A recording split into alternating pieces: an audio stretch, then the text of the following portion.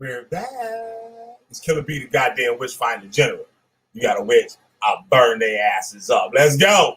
Morning show, y'all. Let's go.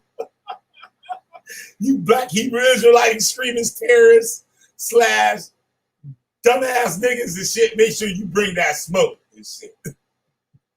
MC shit, you heard me? No 1 2, no 1 2. Huh? Shit, I'm been ready. Facts. What the deal, yo? Fire in the booth. Straight flames. Yeah. This nigga don't be spitting no shit, man. Let me just set it up like this. When the mic's on, my flow is strict like a python. Worship the beat until the light gone. Murderous material, brand new period. Dropping bombs in your stereo. You ready for it? Here we go. I've been doing this since freshman beatboxing. Niggas that had the game sewn, now detoxing. Far from a new jack, I'm a veteran black. 5 culture, 7 seas, my flow is wetter than that. And you ain't got to know me, but I'm the big homie. I spit the truth, dedicated to you. Rise as a rise on aisle. I pull files, shit on them seas. Why my ass with the style, I'm a beast on the streets. Cause over to these niggas, speak with the heat, scorch the concrete. Burn your whacking, annihilate your rap shit. Hey, ball hard, no practice, triple double threat, decorated back. So far gone, ain't made the iller nigga yet. I'm nice with the grammar, nice with the hammer. Gotta get the bullets, I bang with no bandana.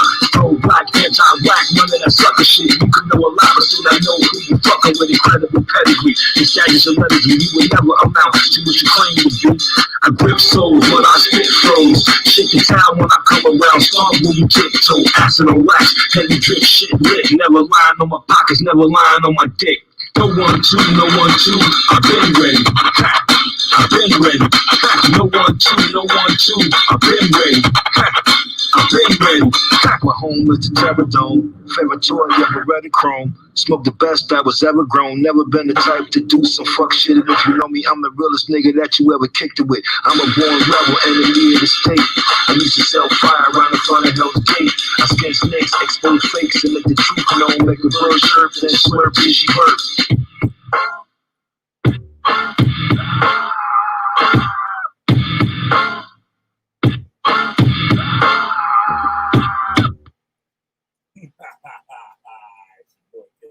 Y'all, the boy Killer B, the goddamn witch finder general. This is the morning show with Chris motherfucking Harris. We gonna burn these goddamn extremists down again. We got a couple fools and shit that want to come out here and test the rocket launcher. We got a few.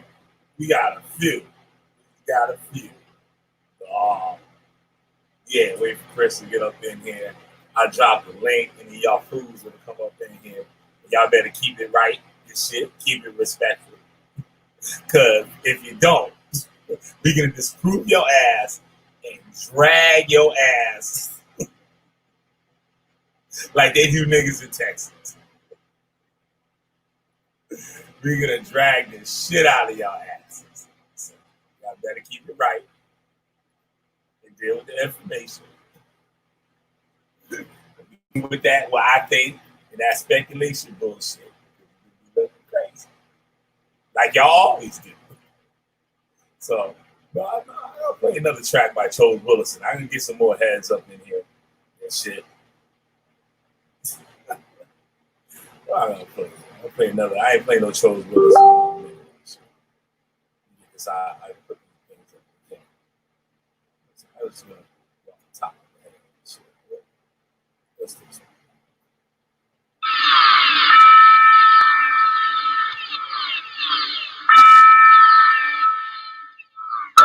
What was I thinking? What I was thinking was, like, make something epic. Like, make something epic like you would hear in the movie theater. You know what I'm saying? You go to the movie, you sit down, you get the movie started, like, Boy, shit, exactly, and the flow is Percocet. The rap game on method on the dope is hard to get. I keep that contraband, opioids, police, everything gone. You can never be as dope as me. caught in the matrix, clowns running around doing fake shit.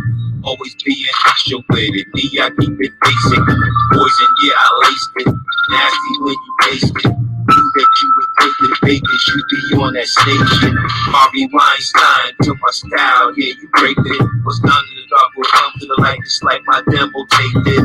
One of them niggas done took my look. One of them niggas done took my hook. A lot of y'all niggas done took my beats. The whole world over, don't know me. Trippin'. Oh yeah, trippin'. Bars, yeah, they zanny and the flow is Percocet.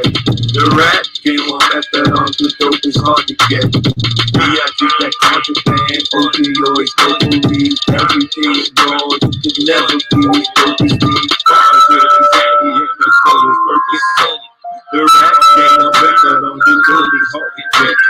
Bars, yeah, they zanny and the flow is Percocet. The rap game on that on the dope is hard to get. Get money, get money, get money. Me, I keep that contraband, opioids, dopamine, everything wrong. You could never be as dope as me. One of y'all niggas done took my look. One of y'all niggas done took my hook. A lot of y'all niggas done took my beat. The whole world over, don't know me. Trippin'. Oh yeah, trippin'. I really trippin'.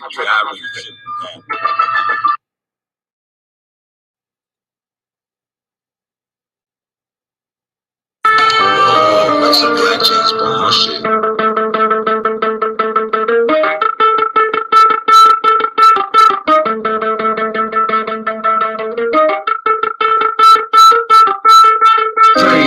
Same one, from day one, same one, from day one, same one, same from day one, from day one, same one, from day one, same one, same from day one, same one, from day one, same one, same from day one, same one, from day one, same. And the same one from day one, don't official, handle every issue, blow the thing like a wave.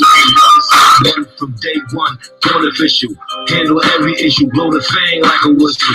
Word to mister, your mouth don't respect it, jaw talking reckless, you must have a death wish. Don't let Facebook, Snapchat, or Instagram get you banged up face to face, man to man. You always been a clown, hands down, I'm the realest. A legend from the hood, follow Panic Village, home of the heavy hitters and the livest niggas. You was never there, you was always scared to get involved with the crowd and thug it. I'm certified in every hood, you a dud to the public. And the same one from day one, unofficial, handle every issue, blow the thing like a whistle.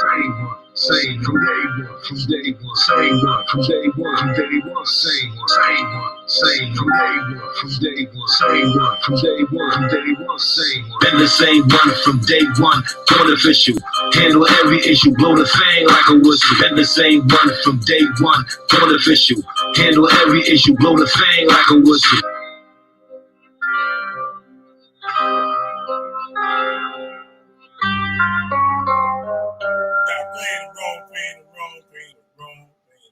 Just get my maybe the realest nigga you ever met. This bitch is with integrity, I'm a man of respect. I'm different from them niggas that be saying that they different. I kept my back straight while my bitch I told the finish nation. I'm not the type to speak nobody biz, but he told the folks to stuck with mine when all the shit was his shit. They ain't know my name until my prince came back. Y'all thinking he the realest nigga, but I'm really a man.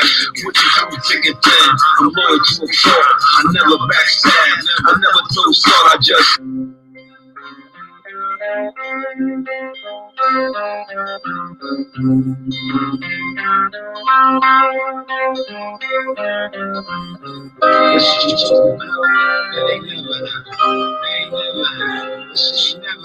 This shit you talk about, that ain't never happened. Ain't never happened. This shit ain't never happened.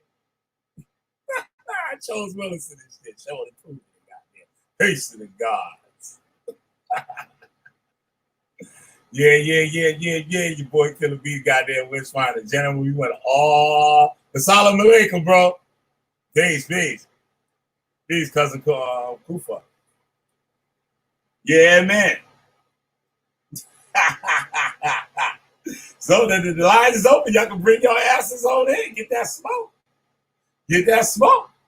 Y'all better hurry up and try and shit for the big bad wolf get here. For the big bad wolf. Once the big bad wolf comes, we already know what y'all gonna do. All right, we got a little up here. What up, bro? What's happening, bro? What's happening? D-Lo Brown be here in a minute. What up, Willie Griggs? What's up, bro? You on the air? What's that, baby? What's going on? Not much. I'm just in the UK, just chilling. Yeah. Yeah, we on the round 2 today. We on the round 2. We got a big reaction on YouTube from all this and stuff. But we got all the bottom feeders in the chat. I mean, in the comment boards on Facebook, we got all the bottom feeders.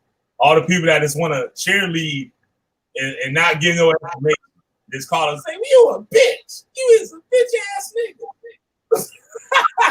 You know what you talking about. Well, you can come on the show and show us. Fuck you. So yeah, man. I hate when Chris tell me to start up screens and shit. Then this motherfucking thing goes through. So shit. Now I'm trying to make my damn breakfast. But yeah, man. Thanks for coming on. So we got Willie Grits up in the building, telling them to hit that dislike button, leave a message, and tell them why we mad. Yeah. We got cousin Kufwa in the building. We got Law and Order with up alive. We got Mr. James Pastel. Supposed to have his ass up in here and shit. So yeah, the lines is open. Y'all come on in.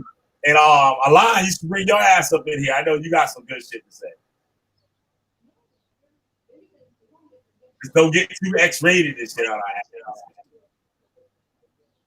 ass. Bring Alon the Rubenite and shit. Yeah, man. But yeah, we had a crazy show yesterday. We had that dude from the UK Pizzle, the Howard Dow. KB, you know, Pizzle's a Hamite. He's not an Israelite. I know he ain't no Israelite. I know that. Here this KB. Unfortunately, here in the UK, we have a lot of Hamites that think that they're Israelites, but they're not, and he's one of them. But I'm glad Chris knows that he's not an Israelite. But yeah, he's not a Jew. He's from Africa. I mean, because Pizzle, he sounds like a nice person. I'm not trying to be condescending or patronizing. He sounds like a nice person. He seems okay. Like, I'm impressed by how much he can know, how he knows Hebrew and everything. You know what I mean? And like, he actually taught me something I didn't know. With a word that he spoke, and I realized, you know, that's actually true, and I didn't know. So I gotta thank him for that. But yeah, he's not an Israelite, but he seems like a nice person though, or sounds like a nice person. He can be. He's like an on and off and shit. He's like an on and off switch. Like he can be all right and shit, and then like in a split second, he's like somewhere else. But yeah, like I said it. Me and Chris talked about this morning, and I said it yesterday on the show. When I have to give the Colts props for this, when they tell you don't be going to other camps or schools lessons because it'll bug you out. And he's one of the prime examples of that. Where when you come an internet Israelite, especially when you come in, you're looking for all the information that you could possibly gather. And what along with pride does to you is you get this pride that you're Israelite, you about to take over the damn world and kill all the white people and all the crazy shit, right? And you start to gather this information, and you don't study because most of the people don't know how to correctly research. I was one of them until recently, right? And they will take all this information and compile it up, and now their head is so big, they think they can hop on YouTube, they can hop on Facebook, and anybody that don't believe, they want to jump down their throat and tell them that they're Israelites and the Most High is going to kill all the white folks and all the nations and put everybody in slavery. And we was in Africa, we was Israelites in Africa, and they gather all this stuff. And they don't know that these groups all came from one place. And the reason the other groups started is because of disagreements. Right? I heard. So they got all these little doctrines, right? Like the people that got their feelings hurt, and they make up their own shit, the stuff that they had in the back of their head, and they didn't want to bring up to the congregation because they would be shut down, ridiculed, and all this stuff. And so now they coming at you with all this info, and they're not putting. They're just talking. They're not actually proving anything. They're just talking, shooting information at you. And they don't notice that a lot of the information that they're shooting is contradicting each other. Just like yesterday, he said, "Oh, all the people from the Congo were Israelites." Then he took it back. Then he went on something else. Then he take it back. It's like, and after a while, you confusing yourself. So the coach was right about that. Like it'll bug you out. And he's a prime example of that. You got a lot of Rubenite up on here too. What up, Alon? I mean, because yesterday I didn't finish watching the whole show. Cause I was going Shalom, in and out. everybody. Shalom. Yep. Shalom from the UK. Yeah, man. I'm subscribed to many different channels, so I was going through different channels, so I didn't get to finish watching the show yesterday. But I mean, as for the tribes, yeah, like I was before when I came on last time, I don't believe in a 12-tribe chart. I believe all Israelites are black. I'm a black only Israelite, and how can I say? How can I say?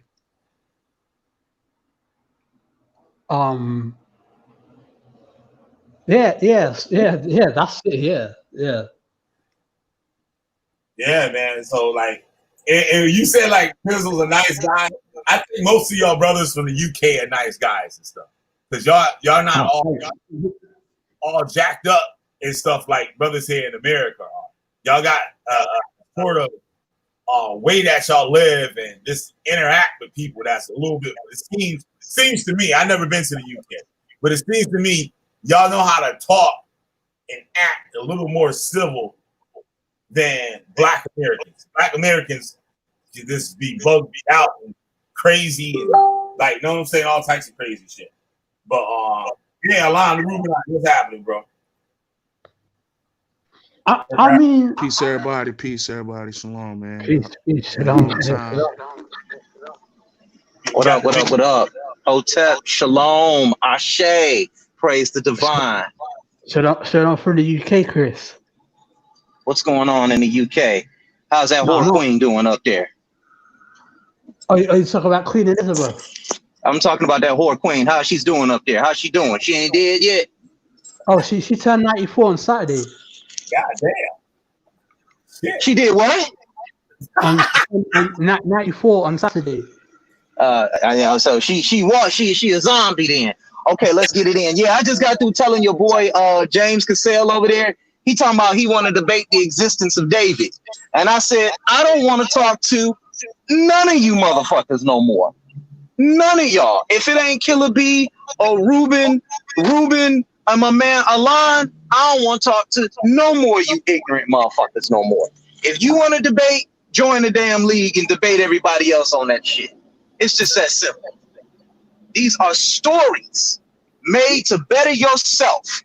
And these stories were told by Hezekiah, who king, by the way, Josiah, who was a real king, by the way, Jeroboam, and the Israelites, not by a kingdom called Judah. Judah never existed. When Israel was destroyed in the 8th century BCE, they fled into the Judean hills. How many times I got to tell y'all that? And it wasn't even called the nation of Israel. It was the kingdom of Samaria. And they fled into the hills of Judea, fleeing persecution. So you're not an Israelite.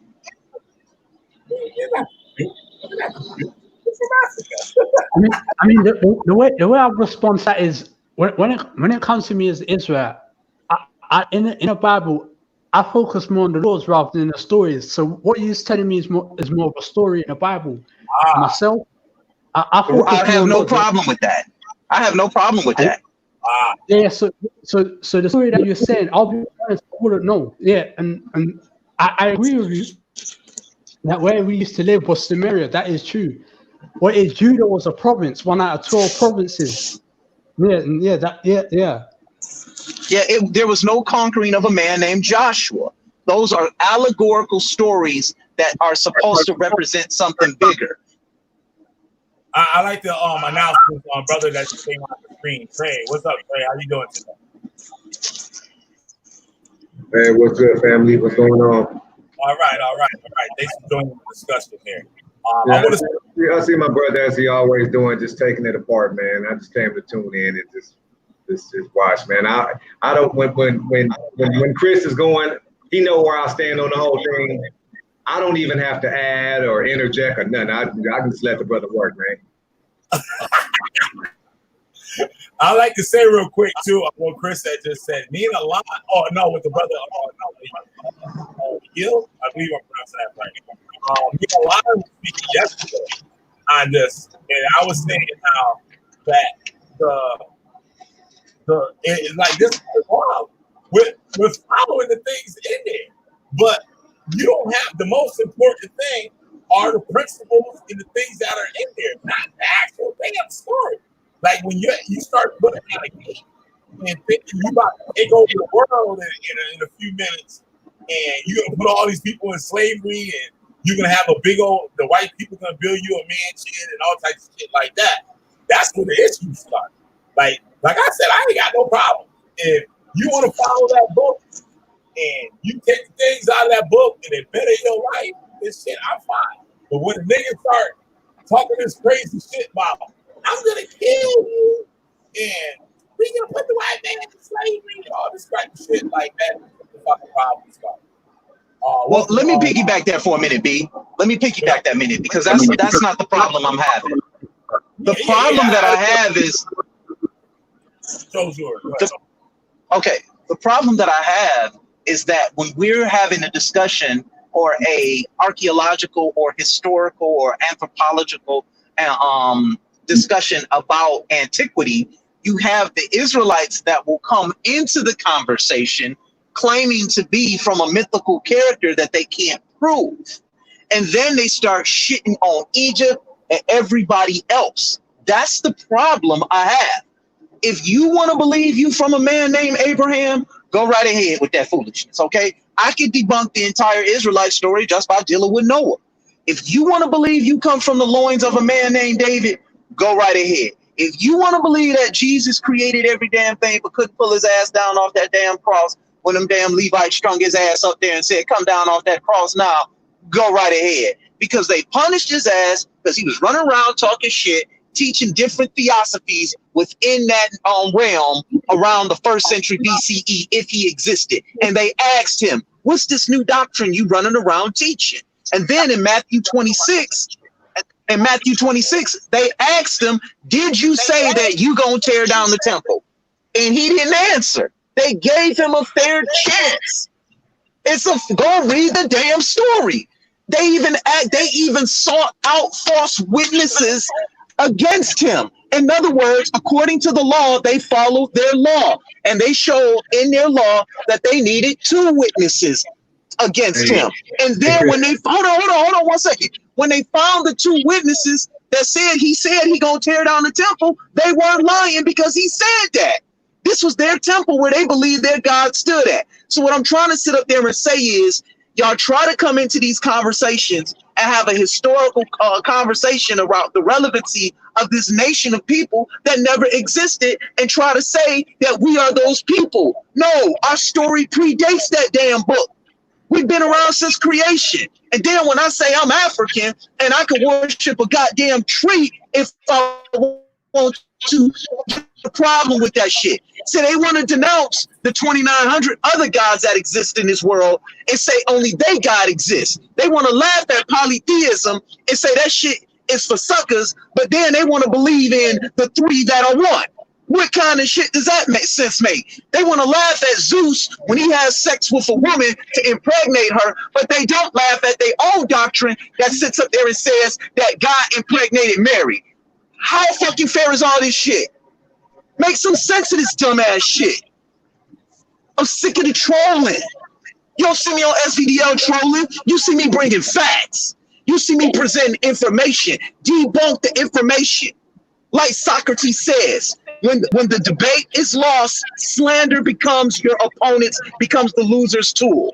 And that's all they doing. They can slander me all day. Thank you for the attention. Hey, I love you.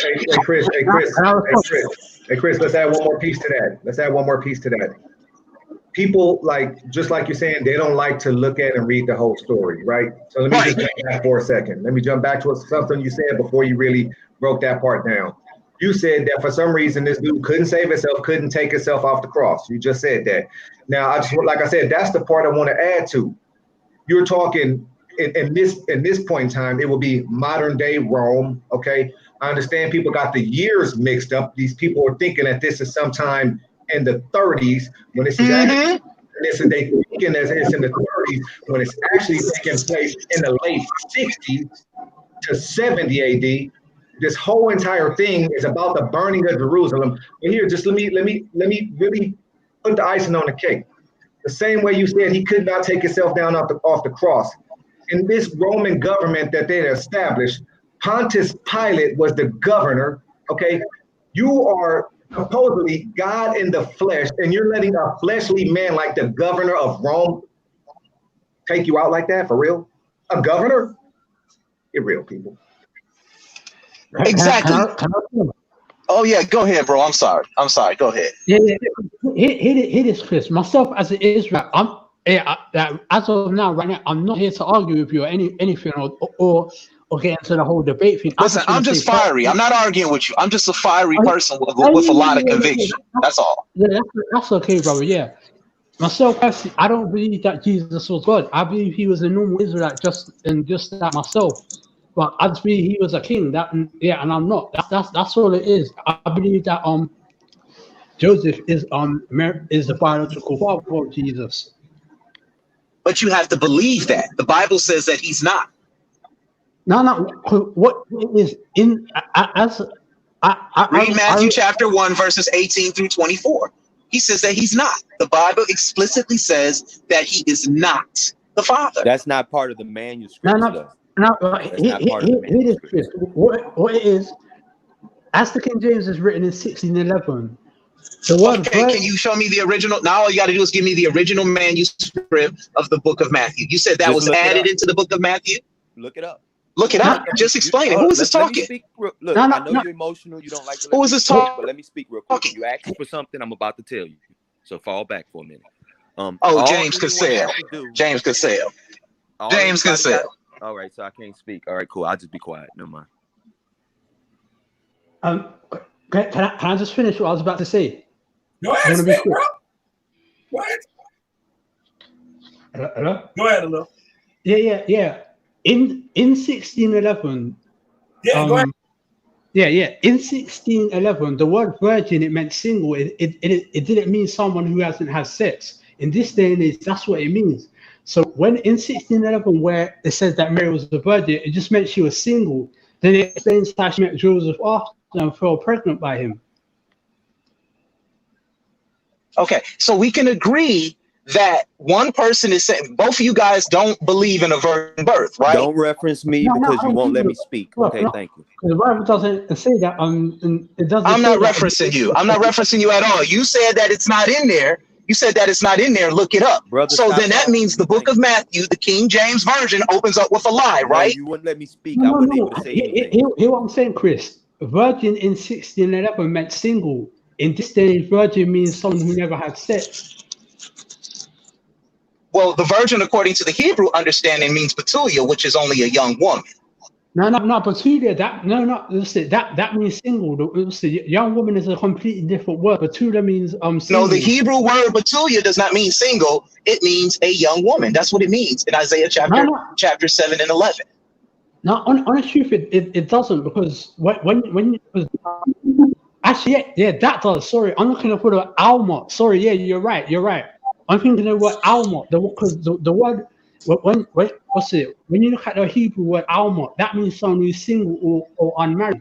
And the word virgin, when you convert virgin into Hebrew, that's what it will be. It will be Alma. So yeah, Okay, you're right so about it means okay. So what I'm trying to sit up there and say now is Matthew chapter 18 through 24. I mean, chapter 1, 18 through 24. We could just throw that on away, right? Because one person just sat up there and said on here that wasn't in the original version.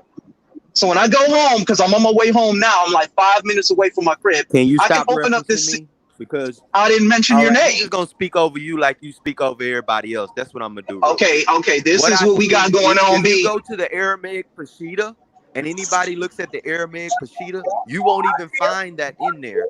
And the reason is because the original, anybody can look up the older manuscripts from the 1st century of these texts, and you won't even have the virgin birth discussion in it. That is what I'm saying. I'm a person who goes by scholarship, not just by, oh, this is the Bible. Yeah. So let's add to that. The brother's right. The passion narrative does not exist in all the text. The passion narrative is fairly something that came way later on that they went and added. Like, so of course in Mark there's no passion narrative. John's passion narrative is completely different. So is it from Luke. So the brother is I agree with him on that when he's stating that in this particular text there is no passion narrative. Right, and that's what I'm trying. I don't mind saying. Okay, that's why I keep on saying. If there's no passion narrative there, that means the King James version is lying. Then, right? That's all I'm saying. What it means is that the King James version has additions to the text. So it opens up with the lie because it speaks on a virgin birth. It says Joseph knew her not until Mary had Jesus. Hey, you gotta hear the response. I'm not disagreeing with you. Why you don't understand that? No, I'm in agreement with you, Chris. I'm saying what? No, I'm talking about homeboy that keep on trying to talk over me. I'm saying I'm in agreement with him, and I'm just trying to get substantiated. That means Matthew chapter 1 opens up with a lie. It's just that simple. You ain't got to keep yelling. Nor does. Hey, look, you invited me on here. Just tell me not. I didn't invite you on shit. No, I'm talking about the brother who keep muting my mic. You invited me on here. Just tell me not to come on here. Don't keep muting my mic. This is my fucking show. Well, then I'm out, bro. You say mute or get your ass on. Don't invite me to your bullshit. Get your ass on then. If you don't know how to speak to people, nigga. Get your whole ass on then, bitch. Bye. Bye, nigga. All right, let's go. All right, y'all can. I don't know why you invited him on here. You knew he was going to be like that. He keep on saying, stop referencing me. I didn't even know it was him until I heard his voice, and I never mentioned his name. Yep. See, this is what they do. Hold on. Now, I'm sorry, guys. We got to get into this now.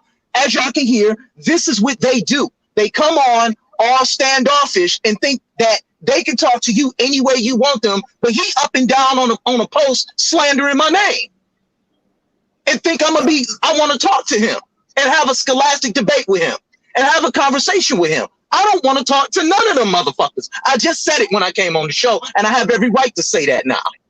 Now, let's go right back to this. If the Matthew, because we're having a scholastic conversation. If the book of Matthew, chapter 1, verses 18 through 24 are not in the Aramaic Peshitta, that means the entire the virgin birth narrative is a lie. That means the King James version is a lie. Hey Chris, I'm gonna send you something to your inbox to build on that to show you why it has been added to the King James version. I got that answer for you. Thank you. I know why it was added in there. But because we still got the cult of Sol Invictus. We still have the Alexandrian priesthood that was running around. We have Arius and everyone else that was running around fighting over this thing. Right? And the Greeks and the Romans won. It's just that simple. So what I'm trying to sit up there and say is I don't want to see nobody reading a damn King James Bible trying to debate me now. It's even worse. Either this is the word of God or it's not. Listen, it's even worse than that. It's even worse than that. King James and his family are responsible for colonizing the two areas that we're most concerned with, the Americas and Africas, with the royal Africa. the Royal African Company owned by the Stuart family, King James and the Charles family. They are responsible for the colonization of this land here, the whole entire thing here, when they created the Virginia Company of London and they had 5 charters that they set up here. King James. Wow. James, boots on the ground here in 1606, colonized this bitch. And the sister company called the Royal Niger, N-I-G-R, the Royal Niger Company in 1880 in charge of the colonization of Nigeria and West Africa. The Church of England is responsible for all of this shit. So that's the reason you should not debate anybody who wants to come at you with a King James version. There you go. There you go. Either you can read the Aramaic Peshitta, either you can. I'm gonna let the young brother from the UK go. I'm sorry. Go ahead, bro. Okay, okay. Because what I want to do, Chris, I want to meet you halfway with this conversation. Like as you said that you don't want anybody to come with you with the King James version. Would you like me not to speak about the King James or to do so? Because if you don't, I won't say anything about the King James version at all. No. What I'm saying is, if you want to read from the King James version, fine. But what I'm saying is concerning that gentleman, which I found hilarious when he said stop referencing him when he's all up and down the post, copying my name all up and down his post, which is hilarious to me because I don't even mention his name. I don't mind if you read from it, but you two were having a disagreement, and I was just pointing out that he doesn't believe in a virgin birth narrative, but the King James version does. But when these guys go into debates, they reading from a King James talking about this is the word of God. I'm showing him what I was presenting was, first of all, that he's experiencing cognitive dissonance because the Aramaic Peshitta is written sometimes in the 2nd century AD text, right? That's a 2nd century AD text, almost 200 years, 187 years after the death of Jesus. It's not written during the time. So it's not even a primary source. It can't even be used as a primary source. It's a secondary source. So if you're going to say, well, the Aramaic Peshitta says this, then read all of the Aramaic Peshitta and don't pick up a King James. That's all I was saying. Okay, cool. The way I respond to that is, if you go into the Peshitta will say Mary was Alamot or Almot, and that basically just means single. And if you translate the Peshitta Matthew into modern day English, it will say that she was single. But if you convert it into the King James type of writing, it will say that Mary was virgin. And I'm saying the word virgin in 1611, that meant single translated in Peshitta from Aramaic. But in this day, because the virgin is now it's changed 400 years later into being known as someone who's never had sex. Yeah. Okay. Hey, look, I'm fine with that. You see how intelligent he sounded when he said that? Israelites? Y'all see how he just sat up there and broke that down?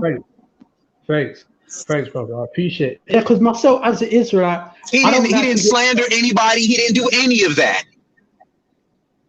Thanks, brother. I appreciate it. He's a real Israelite. As an Israelite, I try not to get into debates because the word shows us don't get into arguments, don't get into debates that are going to lead to rules or don't get into debates that have got empty reasons in it. So is that I try not to do things of that nature. I always try to go into the origins of the word, the Peshitta, the Aramaic. I'll show you my Aramaic books, actually. What's this? Well, let's deal with the Aramaic text, right? Let's deal with the Aramaic text. Are you familiar with Aramaic? Can you see my Aramaic books? Yeah, I want to talk to you about Aramaic. Is that okay? Yeah. Okay, or the language of Aramaic. All right. The first thing I want to get is Trey still on? Is Trey still here? Yeah. I still am. Okay, cool. Peace. That's my nigga right there. Okay, so what I want to do is talk to you about the Aramaic version of these books.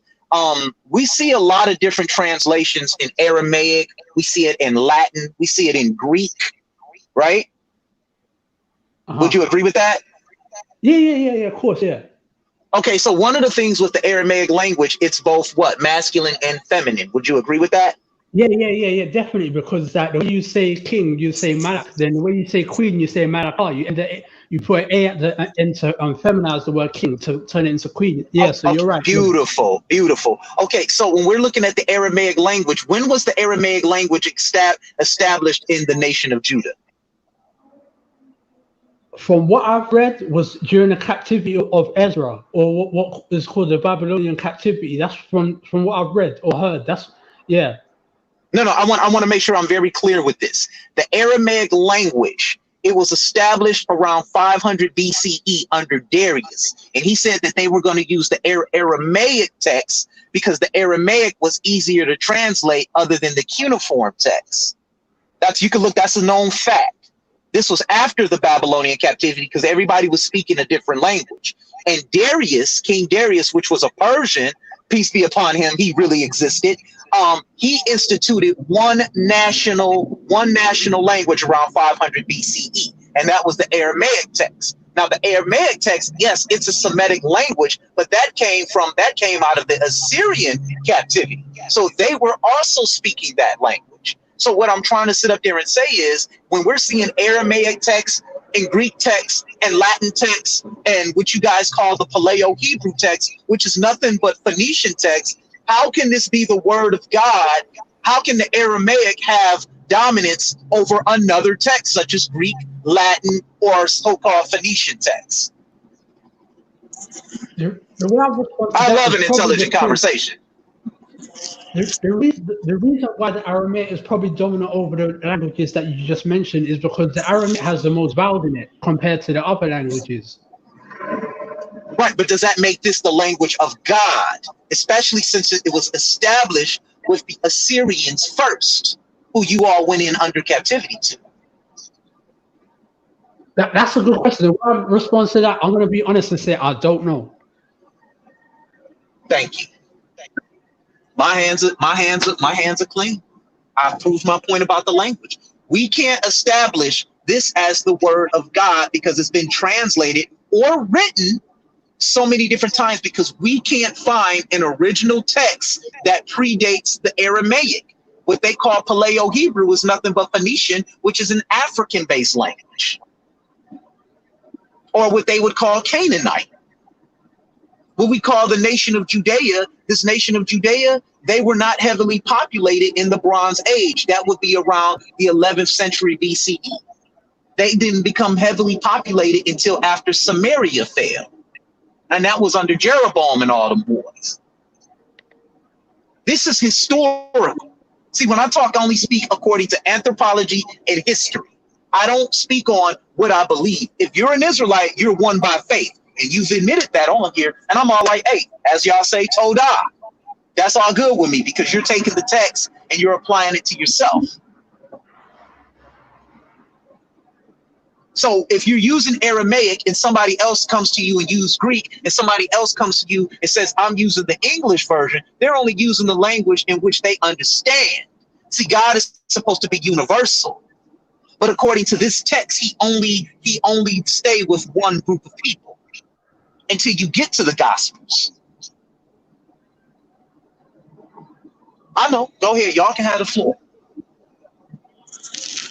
I mean, the way I respond to that is, I think, how can I say? How can I say? God speaking to Abraham. He would have spoken to Abraham in the Chaldean language. Now, the Chaldean language, I'm not sure. I'm not sure what the Chaldean language was.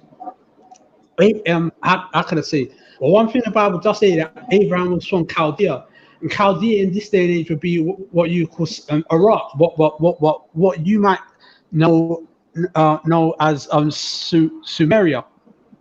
Okay, the Sumerian text. Yeah. So it's possibly a Sumerian text, but I'll be honest, I don't know what the Sumerian text will be.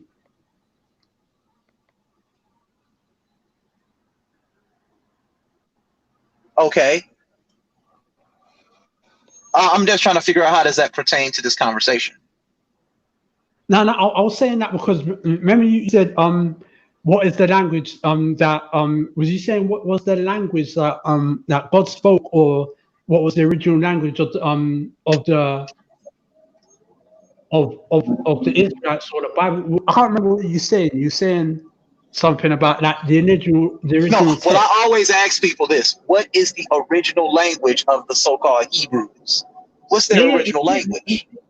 Yeah, that's what I was saying. So it was probably Sumerian because as Jacob was the first Hebrew, Abraham was his grandfather, and they're all from that region, the Chaldean region, or the Sumerian Okay, can you region. read? Can you pick up and read Deuteronomy 27:9? Yeah. Let's read that.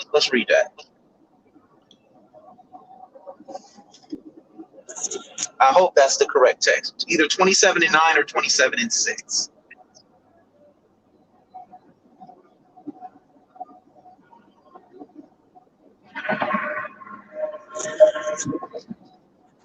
Wait, what was it? Was it Deuteronomy 27?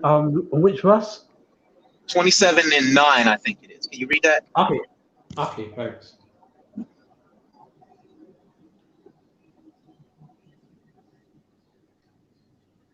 And ain't nobody paying attention to James Cassell. He came on here all standoffish, talking about don't acknowledge him. But you mentioning my name and slandering me all up and down Facebook. Get that female shit on out of here, dog. And we got receipts on you now, man. We got receipts on you now. Keep on going. We got receipts on you, buddy. You busted. I've got it. It says Moses and the priests, the Levites, spake unto Israel, saying, "Take heed and no, that's not it. That's not it. Try Deuteronomy. What verse is that again?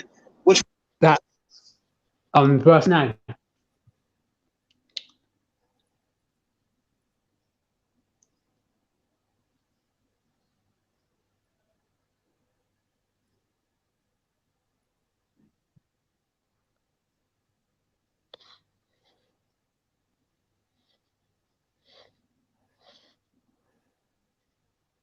Hello? Yeah. Chris, yeah? It's Deuteronomy. Yeah, your voice is low. Chris in that damn Bluetooth. Chris, your voice is low.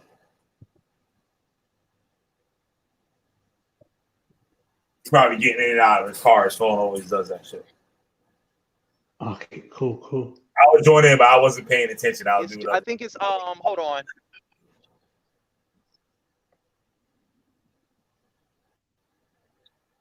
I'm sorry, it's Deuteronomy 26:10 and 10. My fault. Okay. Yeah, because you're gonna see the origin of these so-called Israelites right here. Deuteronomy 26 and 10.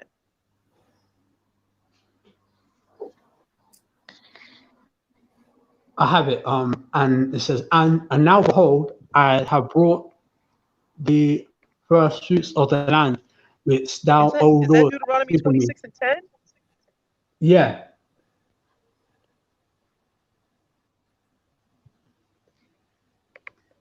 That's Deuteronomy 26 and 10?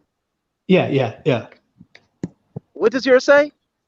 It says, and now behold, I have brought the first fruits of the land, which thou, O Lord, hast given me, and thou shalt set it before the Lord thy God, and worship before the Lord thy God. Hey, yeah, Chris, Deuteronomy chapter 26, the whole thing is about offerings and first fruits and tithes. Deuteronomy. It's one of the tithing passages that they need to do. I must be lost or something. Hang on, let me finish. Deuteronomy 26 is about offerings of first fruits and tithes. And then, as far as these offerings of first fruits and tithes, when you go over to 27, where you were looking at 27 and I think 9. Those are curses from Mount Ebal. So when you were looking, what were you looking for in 26 when you had him read it?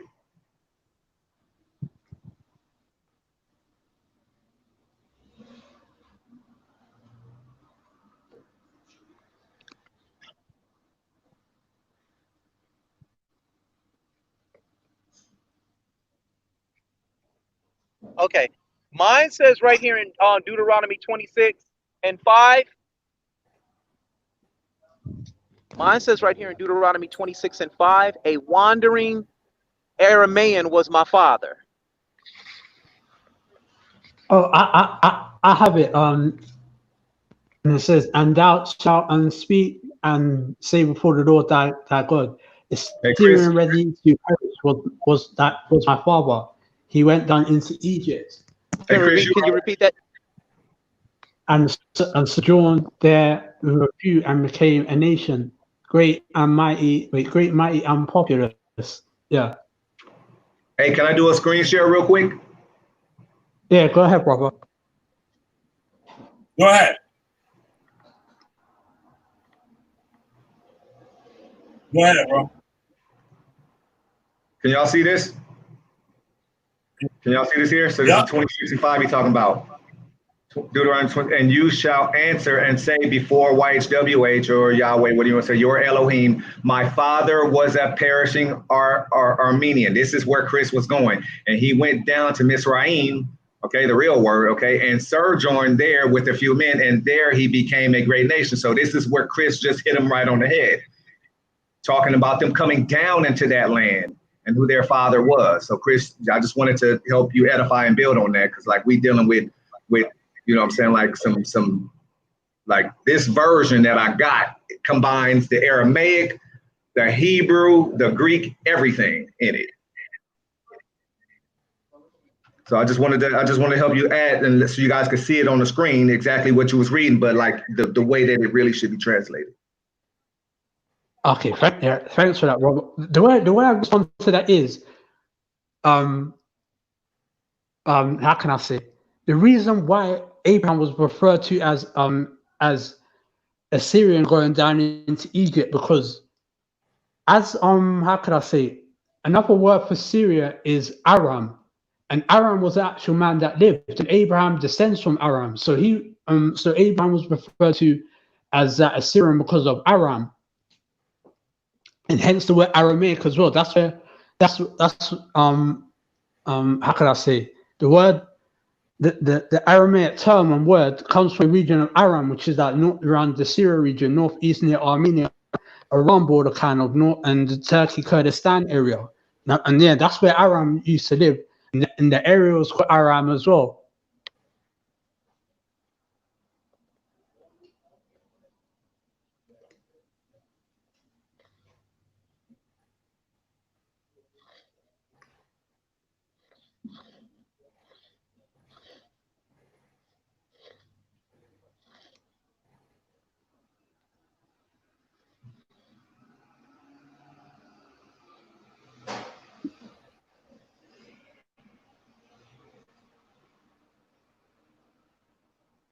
You there, Killer B? Yeah, I'm here. Okay, cool. Yeah, Killer B. I just wanted to say right now, as of now, I've noticed that that come next year will be 7 years me being a practicing Hebrew Israelite. Okay. And I've realized now I'll say about probably 80% of Hebrew Israelites that are practicing, they're horrible, disgusting people. I'm just being real and keeping it 100. They're horrible people. Yeah. And the thing is, what disappoints me is they know the Bible better than I do, and I expect better from them. I expect them to be loving, kind. And a lot of them are just horrible people that got no understanding. It's like they believe so hard in this 12 tribe chart, which is a lie. And yeah, it's like even when I try to talk to a lot of Hebrew Israelites, a lot of them don't want to talk to me. It's just like, and like here in the UK, believe a lot of the Hebrew Israelites here, well, then again, I was about to say something. I was about to say the ones in the UK are disgusting, but I realized a lot of them are heights. They're not even. There's a lot of Hebrew Israelites in camps or people that think they're Hebrew Israelites, and they're Hamites. Like IUIC has got a whole load of Hamites in their squad.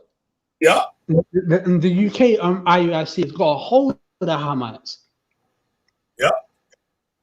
Yeah. But you know what? They'll let them in there. They'll let them in the door for the money. But yeah, possibly, but I don't accept them. I see them as Adam's other people. Yeah. But you know, like they like out here, right? In New York, they're talking about you ain't you a Hamite. You can't come in our congregation, right? But let them say they got a couple.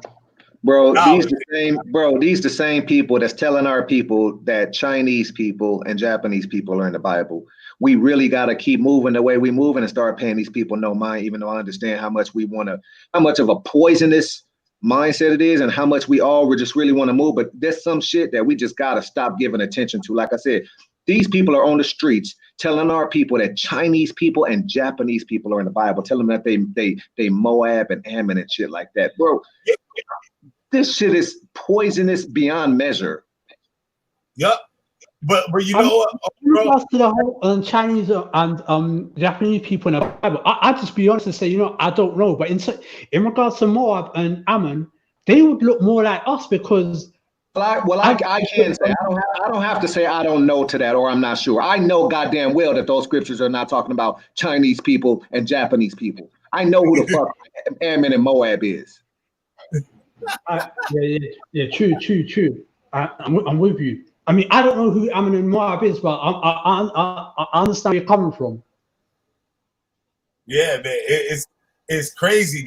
They'll doctor things up, but if they find a Chinese man with some money that want to learn, they say, "Well, brother, you an Israelite." They'll bring him on in. They'll bring him on in for that money, for that dollar. And somebody asked me the other night on one of my streams, like, what made me leave this stuff? Because, like, I don't know if you guys know. I think you know. I don't know if Trey knows, but I was in that movement for 22 years.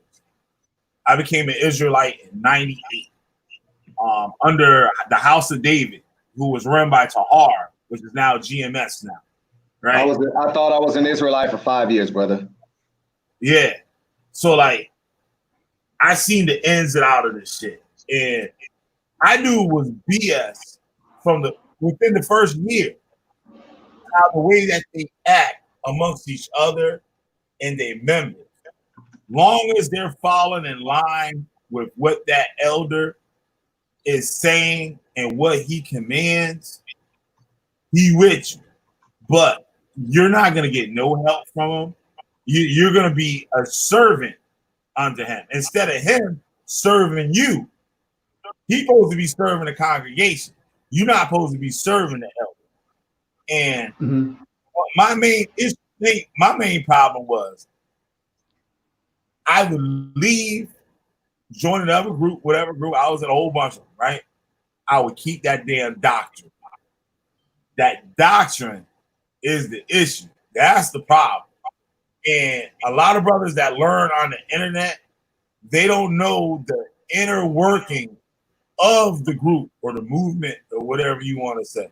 Like, when you join that congregation and you're immersed in it, then you're gonna know. But most people aren't gonna pay any heed to it because they're gonna be starstruck. You're gonna be glad that the elder favors you or gave you a position. You a captain. You an officer. You know what I'm saying? And all these things. And it puts a blind over the members' eyes to disregard any wickedness that's going on. And these things that they teaching is poison. It's straight poison. I know a lot of y'all and stuff like learn on the internet and stuff like that. So y'all look at it at a different angle. It's like, oh, this is our people. This is our heritage. And this and this and this and that. Like, right? But when you go to the root where all this shit came from, that shit all bullshit. It's all bullshit. Like, and they can't prove any of it. But it wasn't until the recent couple of years that the fire has been under this movement's ass. When I was a Hebrew Israelite, there was no stopping us. There was no stopping us. No stop. I haven't seen nobody that can confound us. None of it. Now you see it in the heat turn up, and then all other types of stuff start coming out. Like, oh, you a bitch, and this and that, and they running for the hills. But when you go back and look at where all this shit came from, like you'll be surprised. You'll be surprised. You'll be very surprised. And there was movements before that whole One West thing, right? Before all the Bivens and stuff. Like I did a video on a congregation that was like in the Midwest, where they oh, I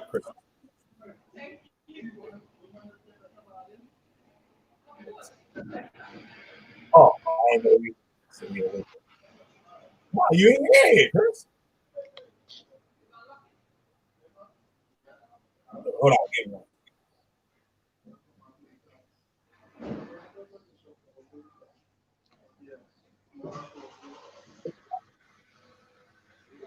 I mean, I think what it is with the camps, I think what they need serious reformation, because I think what really annoys me is how misled our women are becoming.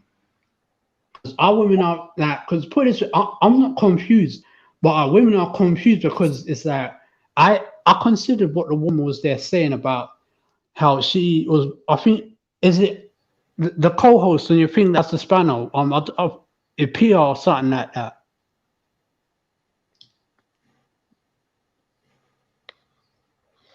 Hello? Yeah, my bad, yo. What you asked again? I'm sorry. I apologize.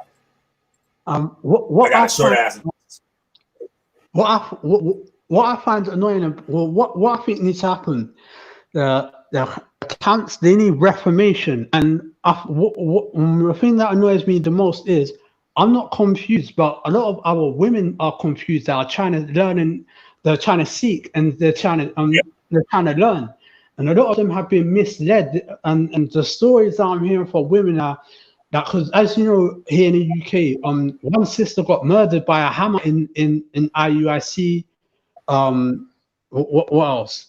One woman who, she's not trying to be a Hebrew Israelite, but she's curious. She wants to know, innit? One person is telling her that that the Hebrew Israelites are from Iraq.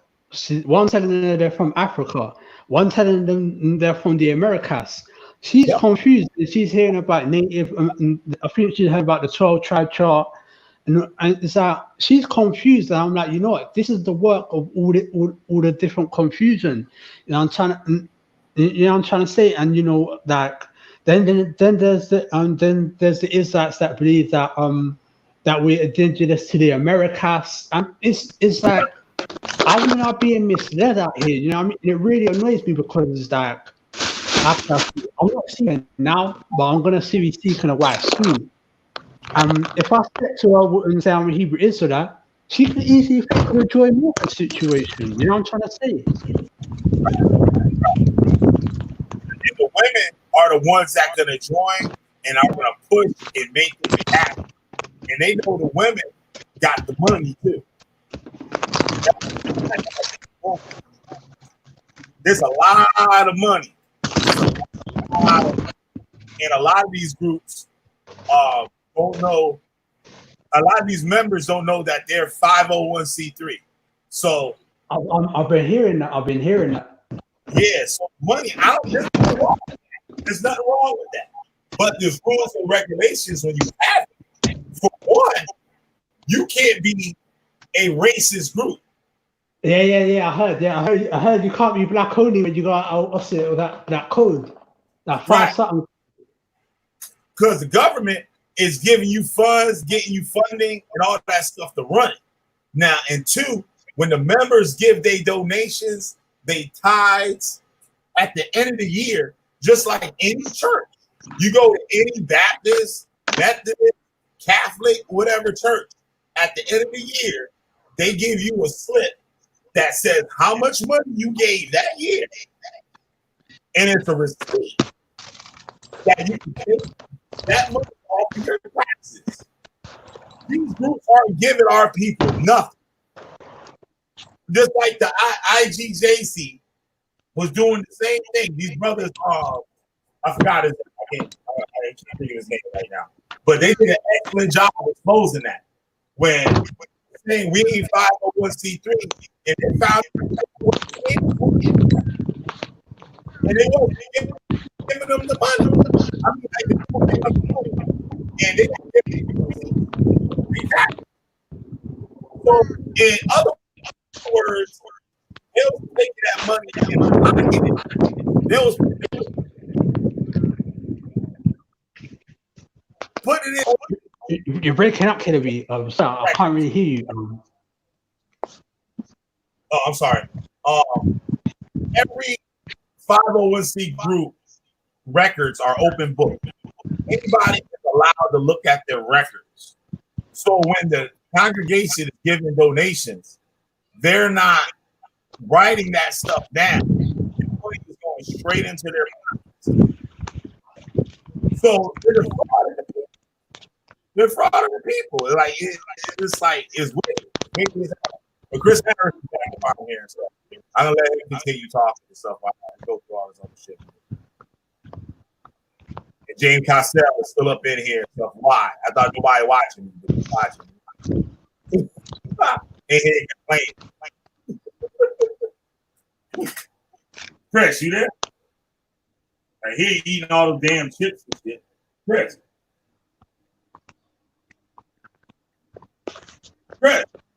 What's up? What's up? Yeah, these piece of shit headphones that I bought, for some odd reason, they're not picking up the signal to my phone. So I'm coming back up here to turn these shits back in and say I don't want them no more. Or matter of fact, I'm just gonna buy some plug-in shits. Don't buy that Bluetooth shit. It's fake. I can tell you that shit. You better get a wire, nigga, like everybody else. Yeah, just get a wire, man. Like, this Bluetooth shit's stupid. Get a wire, like They be all like, it's connected, and you don't hear nothing. Yep. $50 going down the drain.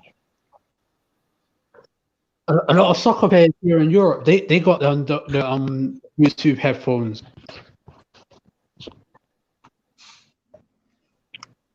They got what kind of headphones? The Bluetooth headphones.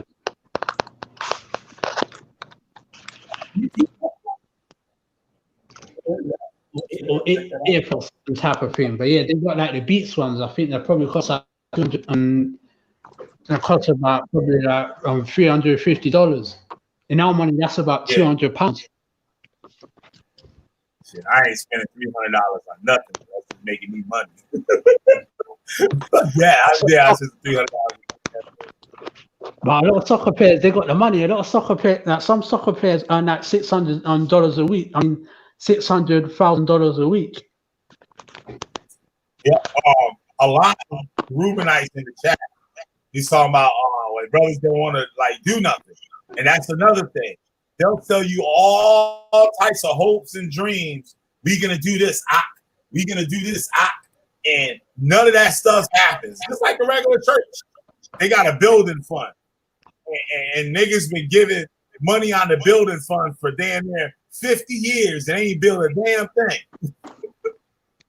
And the people that do, just like you got what's his name? Master Bowell, right? They got his little commune and stuff like that. He didn't build that shit. The members built that. The members came there and built that.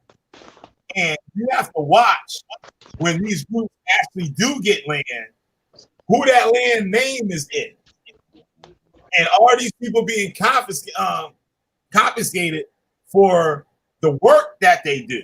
Because the stretch would say, woe to a man who builds his house off another man's labor. So just like we had with the case I was before with this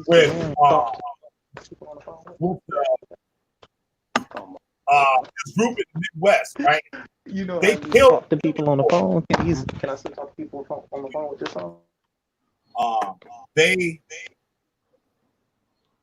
had killed this little boy because he broke the Sabbath. They beat this little boy to death. The father beat him. He made the kids beat him. People in the congregations beat him. So he had internal bleeding. The boy was shitting blood. Blood was coming out his nose. Beat him to death because he took a piece of bread. He ate on the Sabbath. He took a piece of bread on the Sabbath.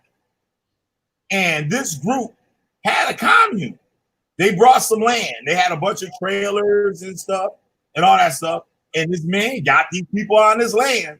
Now watch yourself when you get on that land and consider yourself living on that land. We gonna follow the laws of the Most High, and they're gonna have all the rule books set up. And you do something out of the law or whatever, they're gonna beat you. They had actual stocks, like, and I know in England and stuff, they had that shit. They had it in like colonial times in the U.S. When somebody did something like out of pocket, they put this thing over a yoke over their neck and their arms, and they got to stand there in the middle of the village, like locked up, until they let your ass out of that shit. He was doing that to the members, and the members are sitting there okaying it, saying it was right to have a man chained up with a big log around his damn neck, beating, having other members beat members for things they feel that's not according to the Most High. We gotta watch that shit. Oh, and what's that part? What was this, Pastor Dowell? Oh, not Pastor Dowell, but Pastor Dowell is a good example of that. Okay. I mean, when it comes to Pastor Dowell, I don't really have a problem with it because I respect calm Israelites. You know what I'm trying to say? And I understand he allows the heathens to join him, but the way because when it comes to Israelites, I will always have high respect for Israel who doesn't believe in the 12 tribe chart, because I just hate that 12 tribe chart. That 12 tribe chart, I hate that. I understand you, but it's more besides that chart. You have to that's true. And think for yourself when you're in there, because you can easily get lost in the sauce in the congregation. You can so easily get lost in it. And I'm a witness of it. Like when I was in IUIC, right? That was one of the last ones I was in. I noticed I'm looking at the picture and shit of Jesus. Nathaniel drew the original Yahweh Shai picture. A lot of people don't know that. The original Yahweh Shai picture was drawn by Nathaniel, from the leader of IUIC. So there was a new one that was made by a brother named Bezalel. Bezalel was a professional graphic artist. And this picture of so-called Jesus that they had looked just like Nathaniel. And that was the first thing I said. I'm like, yo, why does that nigga look like Nathaniel? I mean, Nathaniel, that's bullshit, nigga. That's Nathaniel right there. And people got mad at me. And then I'm looking at the congregation that's observing, and everything out of their mouth, well, Elder Nathaniel says. I'm looking around. I'm like, what the fuck kind of shit is this? Like, fuck me, Elder Nathaniel. Brother, you got a demon on you. I'm like, yo, who the fuck is he? He don't even know the damn scriptures. He's asking other members of the damn scripture. He don't teach Hebrew because he never learned Hebrew. I know the history of these camp leaders. Like, I was in some of these same schools that they was in. Like the other elder of IUIC, what's his name? Haitian dude. Yo, can I be heard now? Yeah, go ahead. Yeah, baby, loud and clear. I had to go buy some more headphones, spend another $35. You know what I did? I took some I just bought some wired boys. Like, forget that Bluetooth bullshit. Forget that. All right, y'all go ahead and continue and stuff. I'm trying to do that. I mean, I feel like the morning smoke is done. The morning coffee is done, if you ask me. Because like I said up there said, you cannot prove this stuff to be the word of the literal word of God. You just can't do it. You believe that it's the word of God. And when all I'm trying to sit up there and say is stop banging on your ancestors, trying to say that these are your people and your ancestors not. Your ancestors want to help your ass out. So let's stop playing with this shit. This God ain't doing nothing for you. And I only deal with it, and like I said, I only deal with it from a historical perspective. You can't find no David mentioned by any king. And if you use that Misha stele or that Tel Dan stele, I could destroy that easy. Because it don't mention his name there. Yeah, You that's don't know easy. what it say, because it's broken up. So that's what these dudes want to do. They want to take the easy route in these damn debates and say, see right here, it mentioned David's name. No, it don't. It's broken up. You don't know what those things say. It's fragmented at best. That's like me trying to prove to y'all King Narmer existed. I can't prove he existed.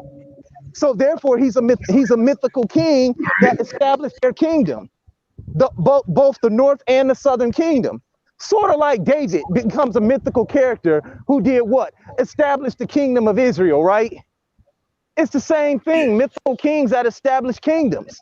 When you find them steles, those things are written in the 8th century BCE, and that's more than enough time to create a damn what's it called, mythology about a king that never existed, that no king. It says, and if you do say that those steles mention him, it don't mention him by person. It mentioned the sons of David. And David in some cultures means the son, or means beloved. So it means the beloved sons.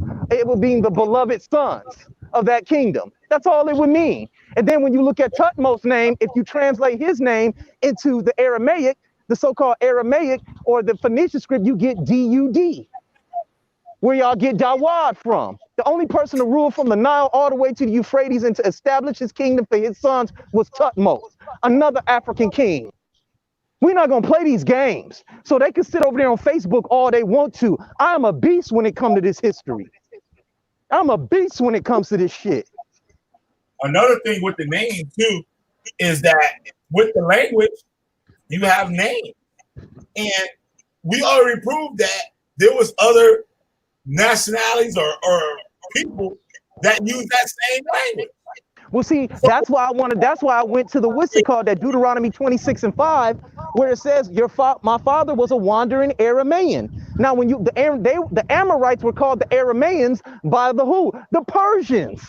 That's where that name comes from.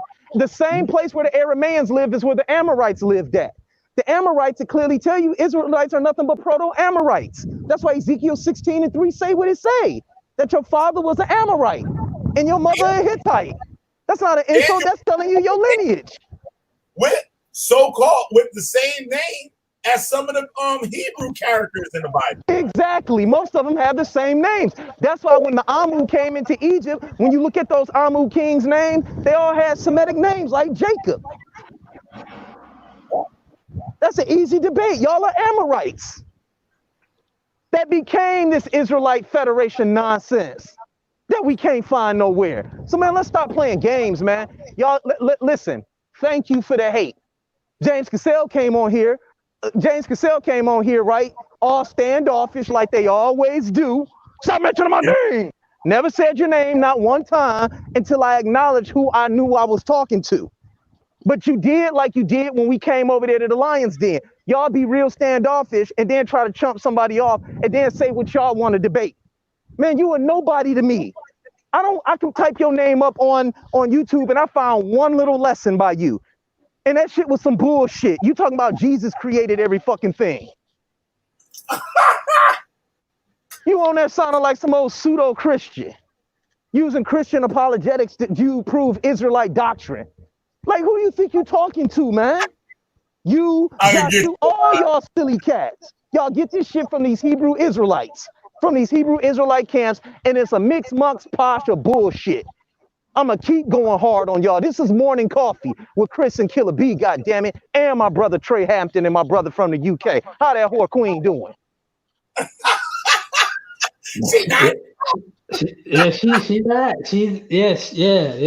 I debated all them Israelites over there at SVDL and nobody could stop me.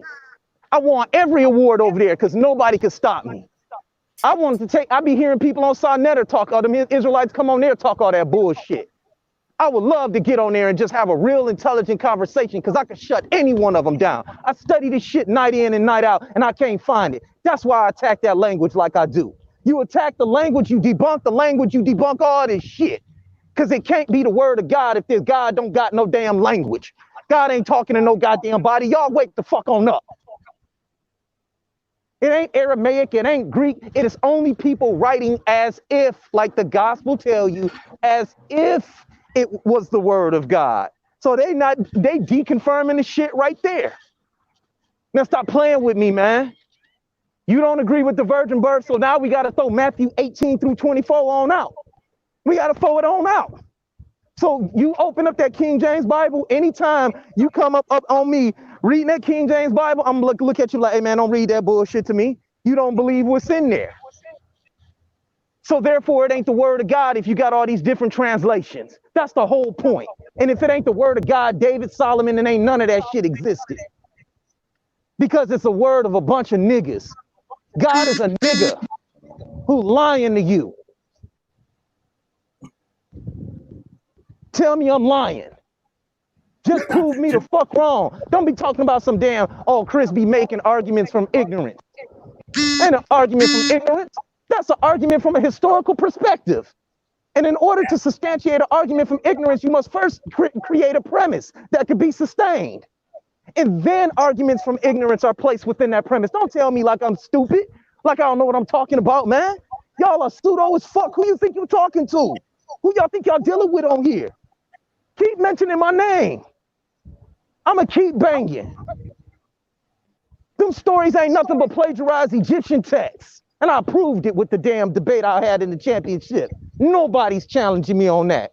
You can't prove no nigga named Solomon existed because I could show you a king in Assyria that made the same type of temple. I could show you a king in Egypt that made the same type of temple. I could show you a king in Assyria that shared the same story with Solomon. Original text. You'll get debunked by me so swiftly and quickly, like I did Moore, like I did Yara, like I did Madden Komet, like I did 13 people this year. Mark Storm. We got a question. Digital Realm. He just said, I got to ask. I was wondering if the New Testament is the same as the Old Testament, but in a different timeline. Interesting question. Oh yeah, can I respond to you, Chris? Afterwards, when you answer this question, I'm gonna go as well. But yeah, go ahead. Oh, did you want to answer the guy's question, or did you want me to speak, or how you want it to go? You can answer it. Go ahead. Okay, cool. How can I say in regards to the David the stories about David, again, I don't really know much of the stories because I focus more on the laws in the Bible. And I didn't stories until afterwards, kind of thing. But yeah, I focus more on the law. So when it comes to David, I'll be honest, I really don't know much about David. How can I say? Okay. What said I want to respond to? That was what was the key you saying? Well, I want to go back to something real quick. All right, you said you focus on the laws of David, right? Yeah. Okay, so if you of the Bible, right? So if you focus on the laws, do you agree that slavery is evil or is a good thing? Evil. It's evil, but the God of the Bible says it's okay to enslave people. No, he is, because again, it's in the law. When you go into 1611, no, 1611 now is what in the Bible now is called slavery. In 1611 was called was called serving, which would have been the equivalent of having a normal job. So, for example, like the police, serve and protect. If you're actually serve the sick, if you're a lawyer, you serve your client. That type of service. Not as in how could I say what would be in a modern day Bible as slavery. That's a that got how could I say, like, lost in translation type of thing, because it says in the Bible if you basically put someone in captivity and sell them, you're to be put to death, and that's basically slavery death. Hold on. Okay, real quick. Let's slow down here. All right. Now it says Leviticus 25 and 44, and I'm gonna read a couple of them to you, okay? It says your male and female slaves are to come from the nations around them.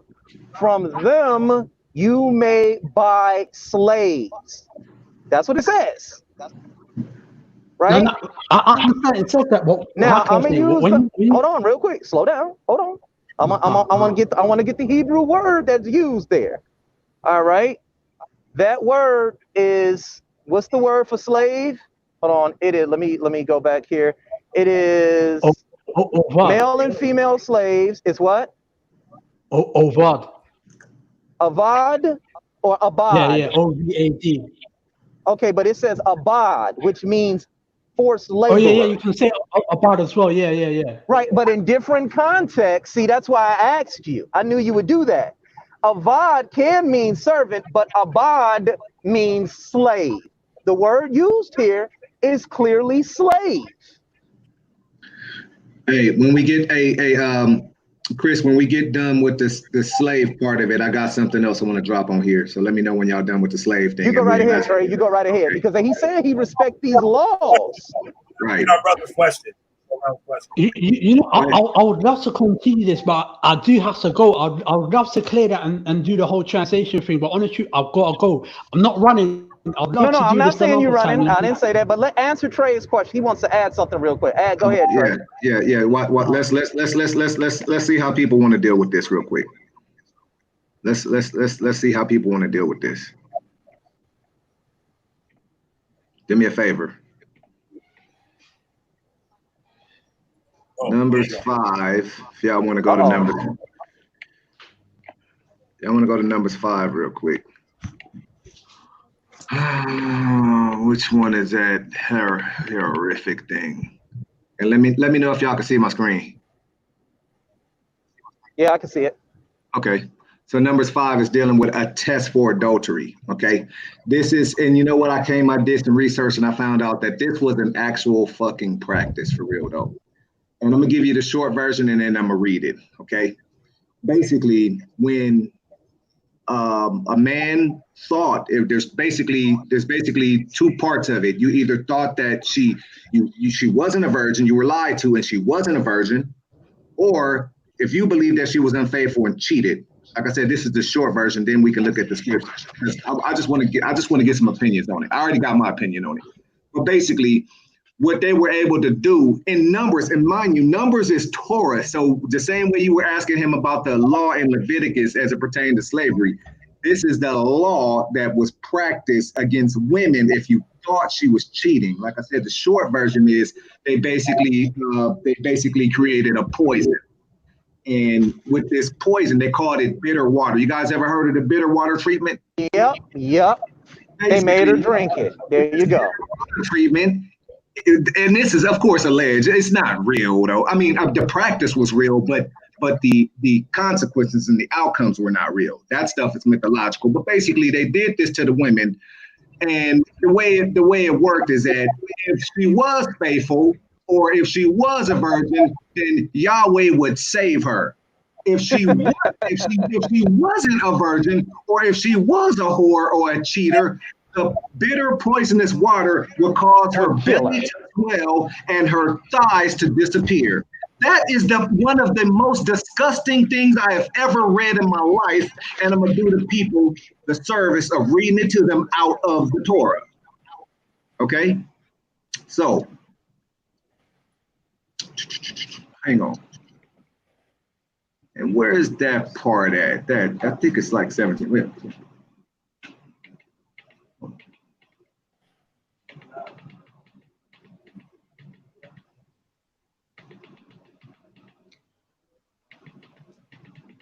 Set like 1700.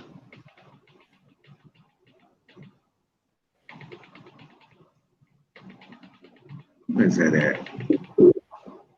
Okay, let's just start here.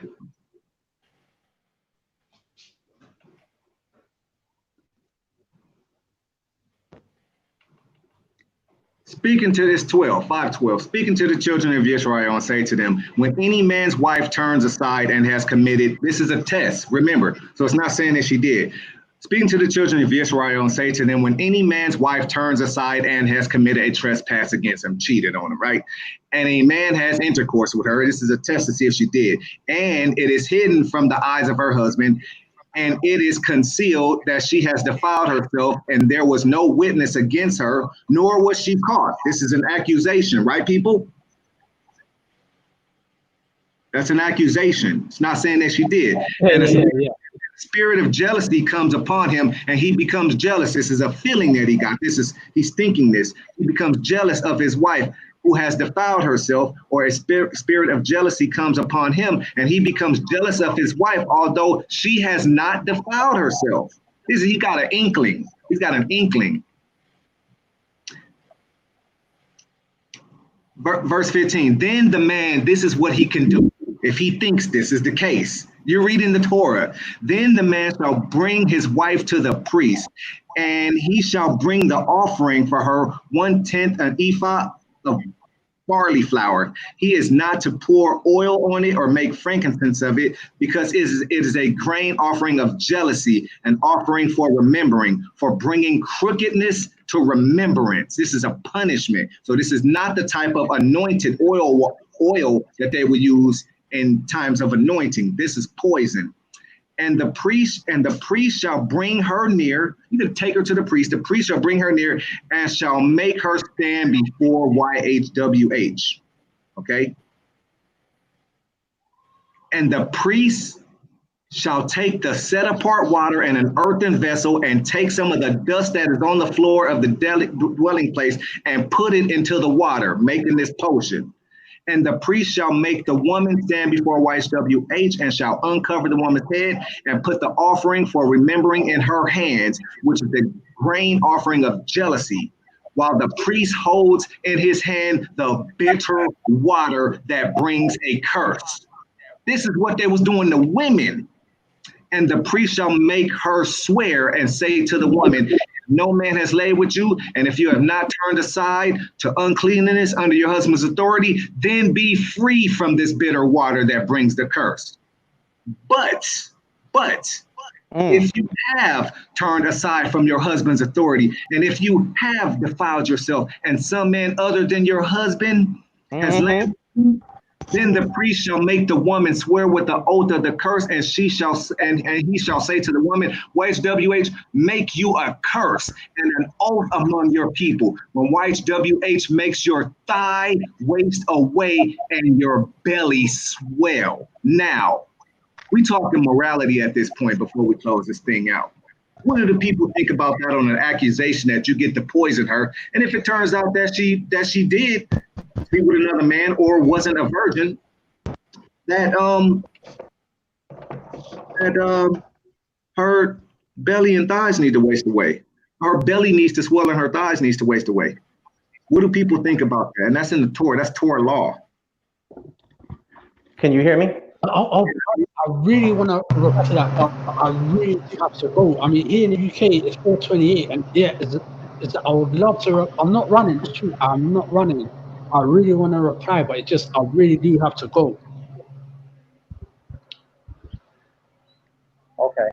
Can you hear me? Yeah, I'll have to do this another time. But because you guys see me, I'll answer as much as I can, but I really do have to go. Oh, no, that's okay. You can go, because I'll answer it for you and for everybody else. Now, check this out, Trey. Thanks for coming on. I appreciate it. And Chris, it was great talking to you. Yeah, I hope to continue. Let's continue to build, man. Let's continue to build. Yeah. Thanks. And the other guy, I'm not sure your name, but yeah, thanks. Yeah, I'll try and come on another time. But yeah, as of now, I've really got to go. Yeah, and I've got a lot to do before 6 o'clock here in the UK. But yeah, thanks, guys. Thanks a lot. Thank you for stopping by. I'd like to introduce another person we have on the panel too. We have Digital Realm. What's up, Digital Realm? So it'd be kind of cool and stuff to build on some of his questions and stuff also. Because I believe, like, I don't know if it's back as an Israelite or maybe thinking about it or just new to it and stuff like that. So it'd be a good thing and stuff to answer his questions and stuff so he don't fall in the goddamn trap.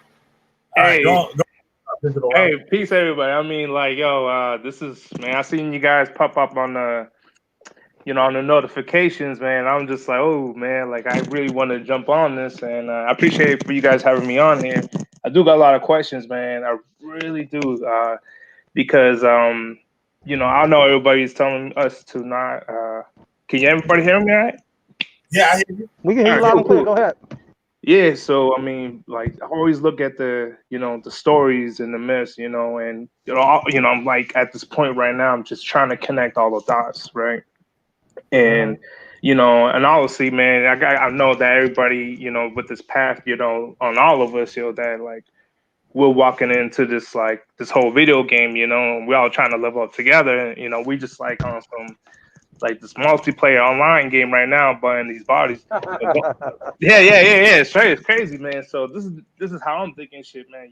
And so looking at the bigger pictures, but definitely, there's always those little kinks in where I don't know too much, and where I'm falling on is like the little questions: who is who, and what stories is, because it's always the numbers games that we always see, like the man, I don't really want to say these numbers, man, but like you always see the sevens, and how they add up to where they need to be added up to. If you guys know what I'm talking about, The sevens add up to the 40s and the 40s, and I know what you're talking in about. the 20s, and in the 40s, so but another That's all numbers that I right. see is the 12s too. And I'd always noticed the brothers and the Joseph and the 12 brother and the 12 brothers. And I'm thinking like, okay, the question I asked, was if it was the same story off the New Testament, because we see all these movies, at the with the Avengers, and I feel like, man, are they retelling these same stories from the 12? These 12, who are these 12 people, that like, Can I break it down for you? hell yeah, bring it, please. Okay. Most mythologies in antiquity are based around and traced from the movement of the sun. Within the celestial year, you have 12 zodiacs and one sun. And the biblical narrative is nothing but parables containing the sun. Jesus and his 12 disciples, Abraham and the 12 tribes, God and the 12 tribes. Yep, hell yeah. So this is all based on what you call astrotheology. Okay? Jesus and the 12 disciples. I did a debate that you can go look at, Chris Harris versus Yall bin Nazareth, and I destroyed that, right? And I showed him how the number 12 is a mythical number, along with a lot of the other numbers that are mentioned in the Bible, like 40, you know what I'm saying? 7 days, 40 days, all those are mythical numbers, right? And these are things that are found throughout antiquity. I'll say this again. The biblical narrative is nothing but old or retold Egyptian texts. That's it. With new names in there. That's it. And I proved that. Trey heard the entire debate. Killer B knew what I was doing. He don't listen to debates. But everybody heard me destroy the guy. If you go listen to it and you listen, man, subscribe to my channel, Andreas Harris. Subscribe to Killer B channel, right? Oh yeah, I already got it, man. That's how I think I came on here. Subscribe to my man Trey Hampton's Facebook page. Do all that. Yep. Check out Put our it in the lessons. chat. Now it's all because like how the motions and the movements, like how they come out, like how they say Mercury retrograde, but it's actually like a story in a parable, how they explain what's going on. Yeah, so that's pretty interesting. So now here's my other question. Now the 12, what they did with Joseph, right? The 12 brothers, what they did with Joseph. Right. Now you know where I'm coming at, right? Because you had Judas, that sold Joseph, right? Watch this. You had Judah that sold Joseph, right? Oh. And you had Judas that sold out who? Jesus. Yeah. Whose real name probably would translate back to what? Joseph, or whatever they call his name, Yahweh Shah, whatever. That's all. That's And then all. It's a retold brand of a story tracing around the movement of the sun. That's This is it, what bro. happened. They killed him, and So Chris, they took the information and and that's how we got where we at right now, yo. Damn, that's Chris, crazy, well, bro. it's sad. It's sad that what you just said, that our people don't understand that this is simply solar cult worship. That's sad, Yeah. man. This day and age, they don't understand that these were solar cults. It's ridiculous. Yeah. The Jews in Judea, they were nothing but a Syrian moon cult. That's why all their holidays or their feast days are based around the movement of the moon. They look at the movement of the moon. That's the secret. Versus the Africans who believed in solar worship. See, I'm going to break it down to everybody. I'm an animist. Okay? I'm an animist. I'm a pantheist. I'm a polytheist. You know who I believe God is? Trey, B, you, me. This is why we said in all of our temples, nuke, pop, nuke. You know what that means? No, sir. Drop it, man. It's found in the Bible when Moses spoke to God and he said, I am that I am. That was already on the African temples. I am that I am. Oh yeah. I like the story where that's the most hooded shit I could ever hear though. Like that's why I think like the real God is like the like one gangster though. Like but I mean like OG. I mean I'm talking about like OG type though. Like that's how I think it, man. Listen, there is no God.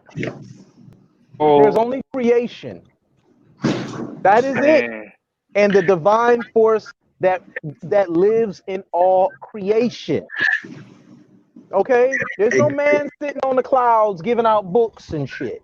Hey Chris, let me take a moment to show you how polytheistic these people were. Wow. Please We do. created and that's why. That's the Listen, thing is we I'm gonna created. take a moment to show you guys how polytheistic these people were. At this point in time, there's no reason for us to understand that those deities that came up out of Levant are the 70 sons of El, and the Israelites venerated every single one of them, including people like Solomon, who built temples to almost all of them. Okay, and those things are in the scriptures. But I want to do something real quick before we get up out of here. Go right ahead. Check this out. And this is one of my favorite ones. This is one of my favorite ones. This is one of my favorite ones right here.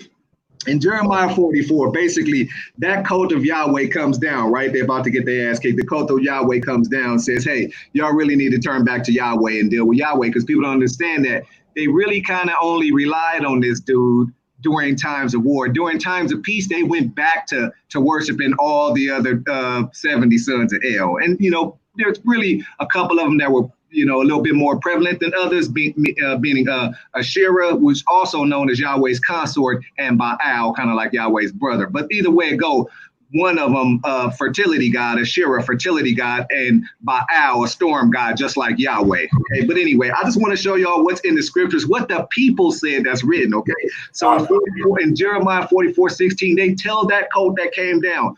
You can see with your own eyes. Go ahead, real quick before I get this. Go ahead. I'm here. Oh, okay. All right. Good. So that code comes down, and this narrative. You said you had some more questions, bro. Oh no, go ahead.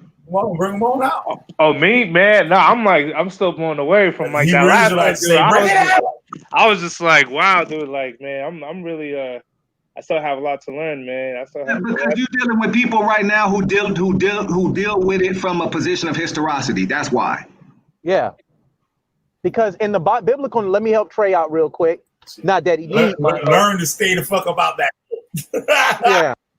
Yeah, B just gonna say that. He gonna repeat that a bunch of times and say it's just a bunch of dumb shit. But we showing you, okay? Don't pay no attention to B and his bullshit right now. Come on. Listen what we saying.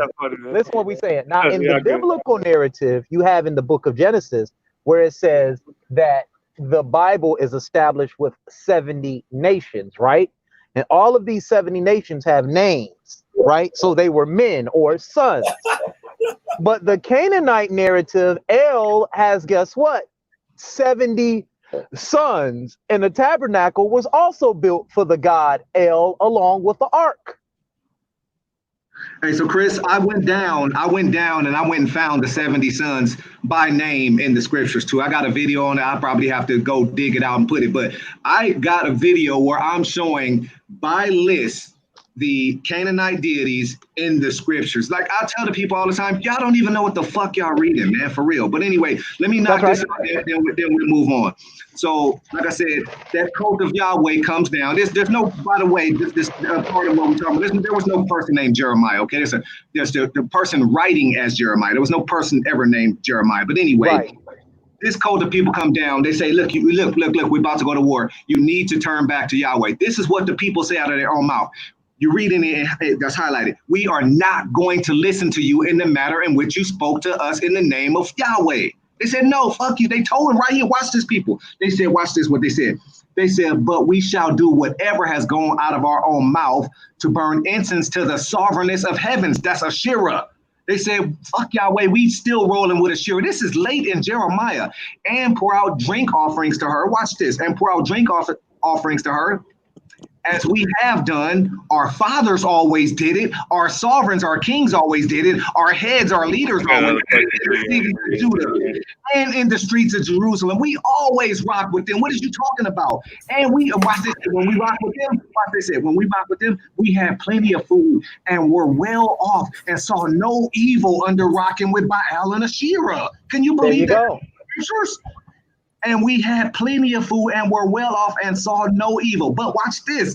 But when we stopped and tried to fuck with Yahweh, but since we ceased burning incense to the sovereigness of the heavens, Asherah, and poured out drink offerings to her, we have, tell me I'm not reading this. Wow. We have act all and have been consumed by the sword and scarcity of food when we stopped rocking with them. And when we burned incense to the sovereigness of the heavens and poured out drink offerings to her, did we make cakes to her, to idolize her, and to pour out drink offerings to her without our husbands? Everybody did it. And we rocked and we were well off and saw no evil. But when we stopped fucking with them and started fucking with Yahweh, we got our ass kicked every time. That's in the scriptures. I'm out. I mean, it's right there. I've been telling everybody that for the longest. Damn. David killing his son was nothing but a Canaanite ritual of burning their sons, killing their sons when the king did something wrong. That's all Christianity is based on Canaanite ritual. David cutting off the dicks of 200 Philistines. I don't even know what to say about that. Now is their god El, right? And then El is Chronos, right? And then it just goes through. No. That's synchronism. El is the father. El is Yahweh's father. He's Baal's father. He's Marduk's father. He's Asherah's father. All of them. Okay. Yeah, when you start talking about Chronos and Jupiter and Saturn, that is called syncretism. When you have other nations coming within another nation's realm and they start synchronizing their gods, saying, okay, we like this Yahweh, we'll take Yahweh and merge him with this and put him in our temple, and y'all can come in our temple and worship us. You see what I'm saying? Hustle. It's a game, though, so it's right. That's what I was getting ready to tell you. Because when you look at the Yahweh priests, what was the Yahweh priests doing? They was always doing what? Collecting money from everybody. Collections. Right. 10% from everybody in the community. So this lets you know that they were a theocracy. So sooner or later, this pattern, what's going on, is just going to turn into another religion where everybody can agree on, but somebody's going to be making money though off that shit though. Exactly. And they understood other nations came into, when they would come into y'all hear me? Yeah, what you saying? Go ahead, B.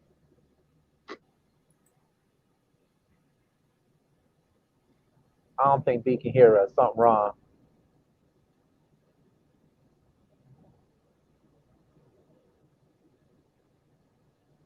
Okay, can I be heard still? Yeah, I can hear you. But I see two names on it. Which one in general? He'll fix it. So what ends up happening is you have all these a theocracy, and a theocracy is what? Nation controlled by priests. And they wanted to, like Trey is showing you, they wanted to wrestle control back away from the people. You see what I'm saying? And they do that to this very day. Like when Black Lives Matter first started Yeah, going yeah, off yeah. lately, what's the first thing those government officials start saying? We got to get who? The priests in them, the reverends and pastors down there to do what? Pacify the people. And that's what these Yahwists were trying to do. You see what I'm saying? They will always try to pacify the people because the people's like, no, we ain't having that shit. We don't want nothing to do with that God. Every time we serve that God, we get wiped out. So that's probably what happened with the whole time with Spartacus, because I mean, you look at the timeline, it's BC and then it's AD. And BC, I think like Spartacus shit was like fucking 8 BC 76 or something. And then man, they put a whole fucking uproar in fucking at Rome. And then like the whole story with Jesus when he came in, I think this whole thing connection is where like they needed something to do law and order. They go with some law and order, yo. And then with this whole story, man, like I think every generation or every timeline, man, there's gonna be one person that's gonna come in here and be like, yo, you know, this is what we need to, because when you said the key word, man, the key word was the priest, yo, the priest and what they were doing, man. And I guess what was happening though, like that, like I think Akhenaten, right? Akhenaten, one of the pharaohs, man. He wanted to Fuck come. Akhenaten. We All right, don't so acknowledge Akhenaten. okay, so We don't who acknowledge him. But so I know who what was you're the talking one about. that? Go ahead. Okay, so you see what I'm saying? Like I mean, Yeah. always wanted to combine to make it one, but then somebody that wanted to collections, man, wanted to assassinate and shit, man. I play a lot of Assassin's Creed though, so I don't know, man. It got me thinking, man. It's okay, man. Just remember, man, when you see them dudes on there on TV talking about you an Israelite and all this other shit, tell them to prove that shit. It's all a bunch of bullshit. They asking for 30% tithes, and people pay them. Oh yeah, yeah. Oh yeah, I heard like I seen like a Mercedes Benz, yo. Yeah, they Man, running talk about around you need to dogging put that out the money in. women. They dogging out the women, talking about the only thing women gonna be doing in the kingdom is weighing the water to flour ratio, cooking biscuits and flushing toilets. This And is how making they treat babies. women And making babies. And making babies. and making babies. You don't join that shit.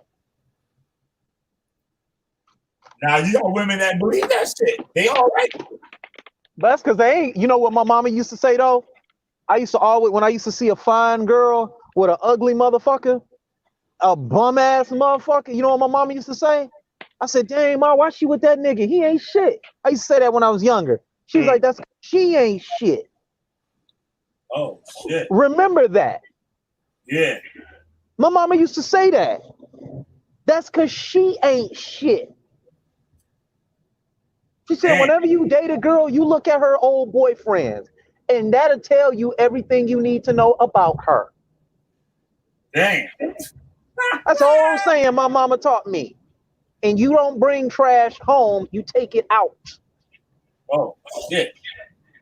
See, my mama got down and was very bougie, and she was very arrogant, very determined, and very self-sufficient. I learned from the best. And B know my daddy and never even met him, because everything I do and everything I teach is because of them two, my gods. So I always have to honor them.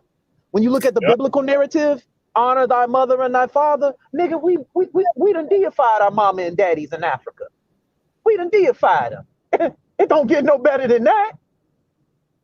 See, but they want to say they hate animism. But yet Moses talking to a goddamn burning bush. That's animism. Then you wonder why I can't get beat in these damn debates. Because I'm showing you common fucking sense. What the Bible is a universal doctrine that was written, codified, so it can be accepted by the empire, by the ruling empire, and its citizens and denizens. It's just that simple. When you're saying ruling empire, Chris, they have no idea of the royal families who were in charge of this shit. Thank you. They don't get it. And then that's why when I mentioned to our young brother from the UK, we started mentioning them laws. Of course, he had to leave. But these are Bronze Age laws that are not applicable today. And that's what Trey was showing when he was talking about that curse of bitter water. You're doing women like this. The only one who breaks a law by committing adultery, you only see the punishments for women.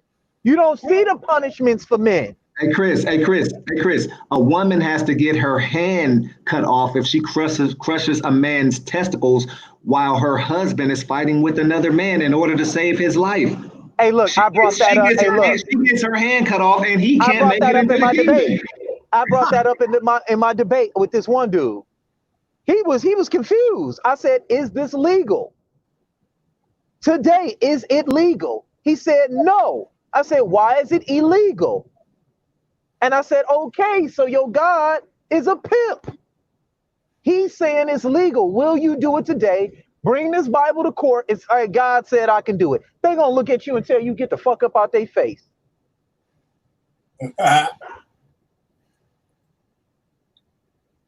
Once I started really studying these, what people don't know is me and B fell out a long time ago. And I was trying to show them this is what's in the book. It's right here. Everybody started talking about me like a dog, but he woke his ass up too. I like, here it is right here. All he did was look at it and look at the actions of the person that was leading us.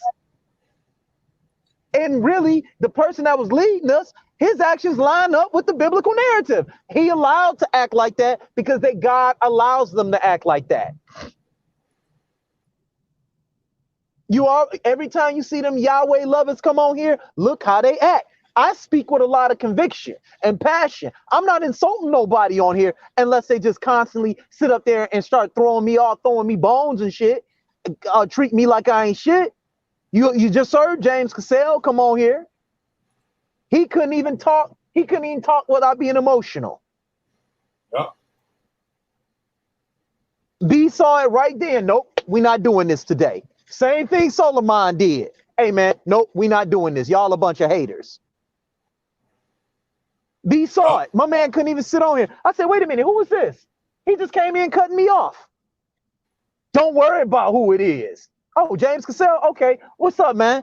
You all up and down these? He another black terrorist, Hebrew Israelite. I name all you Israelites terrorists. All of y'all are terrorists because your God sanctioned it in the goddamn book. He sanctioned terrorism against the Canaanites. He sanctioned terrorism against the Hittites, the Girgashites, and the Jebusites, saying kill everything, obliterate everything, men and all the men, women, and children, and the women that ain't been with men, have not slept with any men, keep for yourselves. That's terrorism. And the only claim you have is this fucking book. And y'all act according to how this book tells y'all to act. And I ask all of them this. When Yahushua come back, is you going to kill your brother, your non-believing brother, your non-believing father, your non-believing mother? I'm going to kill you, bitch. You got to die. They got to die. That was your doctrine. Also, there is no end time narrative in the Bible. It's not. Thank you. There is no apocalyptic end of the world in the Bible. What these people viewed as the apocalyptic end of the world was the end of their kingdoms or the end of their sovereignty. And you can read that in John chapter 2. It clearly tells you, for they have taken the kingdom of heaven with violence. Easily. Hey, so like I know a lot of people are in love with the old soul spooky dookie revelation. That is nothing but anonymous authors writing in high allegorical fashion the history of Rome. That's what Revelation is, from chapter 1 to chapter 22. And it clearly tells you who was. Hey, look, and if you read chapter 1 of all those prophets, I always show people this. Read chapter 1 of every single one of those prophets. And it tells you who they are talking to, why they are talking to those people, and the time period. And it tells you in Isaiah chapter 1, the vision that came to Isaiah during the time period of Hezekiah, Ahaz, into Jerusalem in the days of etc. etc. It tells you the time frame and the period in which it's talking. But now people think that these dudes could prophesy thousands of years into the future. Right, Merlin the fucking wizards now. It ain't talking about you. And I'm going to show you that Esau is an allegorical character. It's allegory for evil, because in the book of Revelation, not the book of Revelation, in the book of Jeremiah, it clearly says, I will take Esau's chains off your necks. And we know the Babylonians were not Edomites. These people are Esau is indicative of evil. Hey, I'm gonna go back in my notes, man. I done moved away from this stuff since I done basically kicked its ass so bad. But I'm gonna go into the notes, Chris, and I'm gonna send you all the time, even though like you said, allegorical Esau, but in the scripture, how many times those people as a nation got their ass kicked. So these people are saying that this is the biggest, baddest wolf ever, and he done killed them, and he's killing them, and this man today is oppressing them. Even the nation of Israel gave the nation of Edom the business so many times. And I'm telling you, I stopped when I got to like 17 or 18 times where they defeated this nation. Those were the smallest, weakest people even though the Israelites was weak as fuck too. And I don't know why we would want to continue to associate with ourselves with such a petty, weak ass people with no. Right. My bloodline run through the Mali, Songhai, 18, 19 both of those nations were weak as hell. The Edomites were a very weak nation, always getting their ass kicked, and so was Israel. So I don't want to be associated with They were a small, if they existed, they were nothing but a small chieftain kingdom being ruled by those kings in Africa. Bottom goddamn line. Getting ran over year after year. Why? Like, you can't do nothing. Like, let me just do something real quick. Okay, so let's just start at the top. Let's say, okay, you come up out of Egypt, and you kind of got some power, but that's a tough fight to go and take over the land of Canaan. So now you weaken to the point that right in your next war, Assyria comes and takes you so fucking easy. What happened to how powerful you were when you came up and you staked out and you watched the Canaanites? And it was easy work. I ain't gonna say it was easy work, but they pulled it off and went to the promised land and said, okay, this is ours. No sooner than you get there, here come Assyria and just take y'all ass that easy. Okay, so now you bleed. Now you're trying to put yourself together from that. You go back home. Not only are you not as strong as you were when you came out of Egypt. Of course, none of this shit ever happened. But not only are you not as strong as you were when you came up out of Egypt, because you fought and you lost a whole lot of people. Then you fought in Assyria and you lost a whole lot of people. You go back home after Assyria, the Babylonians come up in there because Nebuchadnezzar and Babylon has now become the most There powerful. you go. They were growing for some 800 years. You don't want no smoke. This ain't got nothing to do with no God. You didn't want no smoke with Nebuchadnezzar and Babylon, period. Okay, so watch this. So then,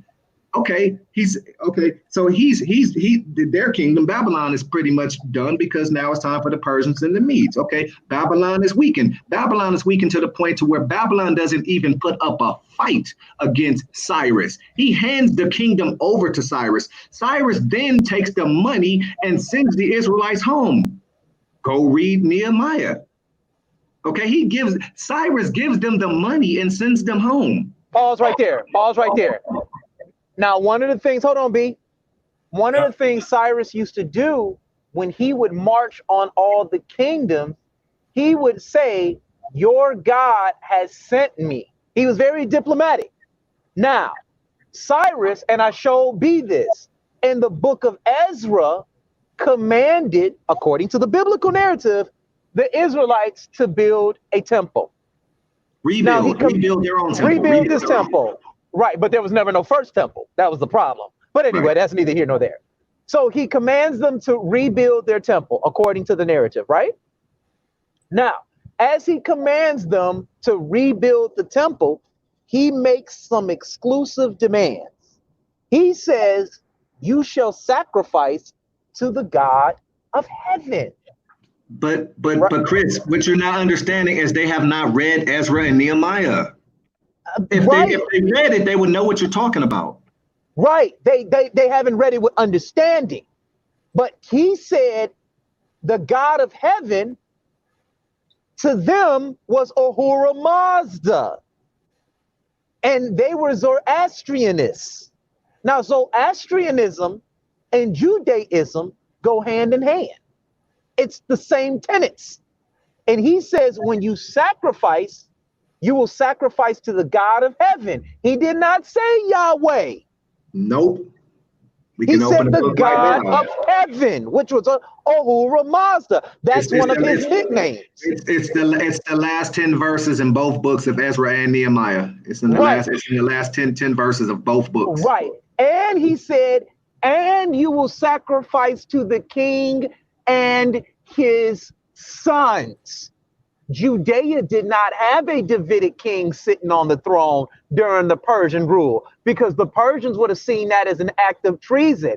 They were sacrificing to the Achaemenid Empire's king and his sons and paying them tributary because they established them, not Yahweh. The Yahweh priest wrote the story and said God sent Cyrus, but he did not.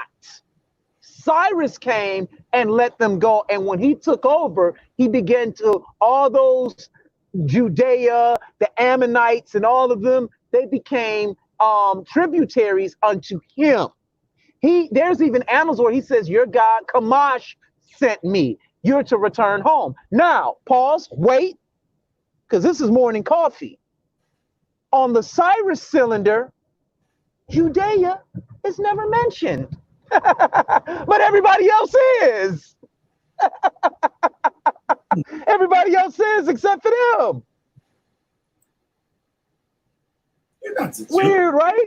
So what I want to do real quick is I just want to flip over and I want to give y'all the same exact topic from Josephus. Uh-oh. I want to do that for us real quick. Yeah, from Josephus. Who really wrote the whole fucking thing anyway? He wrote the New Testament, I believe, sometimes. Check this out, people. This just a quick just a snippet. If I can find the whole thing, I get it for y'all. But check this out. We're getting it in today. Bro, I retired from this shit. Every now and then I get an inkling where I wanna say something. Can y'all see that? Yeah, I got it. That's in Antiquities of the Jews, and anybody who claim that they in this part of the conscious community, if you don't got War of the Jews and Antiquity of the Jews, you're tripping. Okay, you really need that because that's the meat and potatoes of the whole thing. But anyway, this is from Josephus in Antiquities of the Jews, book 16, concerning the interval of 253 years, 5 months from the first of Cyrus to the death of Alexander the Great. Now watch exactly what me and Chris were just saying. How Cyrus, is chapter 1, how Cyrus, king of the Persians, after Babylon gets out the way, how Cyrus, king of the Persians, delivered the Jews out of Babylon and suffered them to return to their own country, which I said, and to build their temple, for which he gave them money from the mouth of Josephus.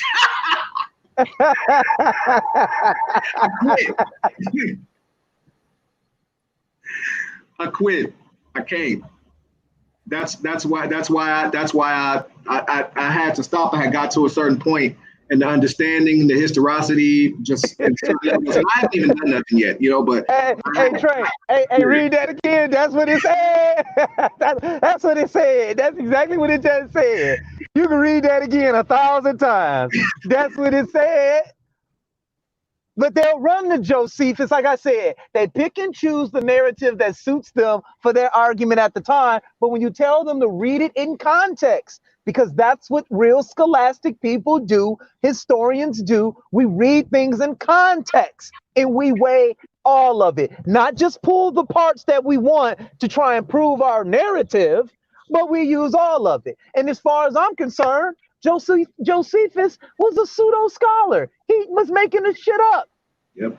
Like one guy, like James Cassell, he'll try to read Josephus and then turn right around and say Set II was the damn king of the Exodus, But Josephus said it was Tutmosis. Hey, anybody on here, just go ahead and take a screenshot. Take a screenshot, save it for yourself, and then go read Antiquity of the Jews. Do yourself a favor. Yep. Come on, man, we getting it in today. I want the smoke. Trey wants some smoke. Hey, ain't nobody called me out for shit. Hey, look. You know what they do when they call me out? They take Texas sharpshooter debate. Ain't no man. I got so much sharpshooter debate. People really be thinking they got. Listen, man. Let me do something real quick, man. Come on. Tag PK camps and shit. The home of the cowards and shit. I don't see them up in here. They the home of the cowards. I call them the ISUP sick. You know what I'm saying? The Israel United in Crime. or ICUP. ICUP. Let me do something real quick. Let me do something real quick. Okay, you see this? Okay, you see this? See how thick it is? Uh-huh. What name is on it? Josephus. This is the Old and New Testament, motherfuckers. Yep. This is right Old there. New Testament. Unallegorized. You don't have Unallegorized. this. You can't even start. All you got to do is read Psalm 78. It tells you the whole book is allegorical. If you don't have shit like this, you can't even come talk to me. Yep. That's it. AB, what you be calling? AB, what you be saying? Get your dumb ass the fuck on up off here with that bullshit. See, the reason why the same thing I can't stand about B, I love about B because I'm like, yo, B, chill. Let's just have you can't have an intelligent conversation with him. You tried to, but he has already said, I'm done with them. I don't even want to talk to him.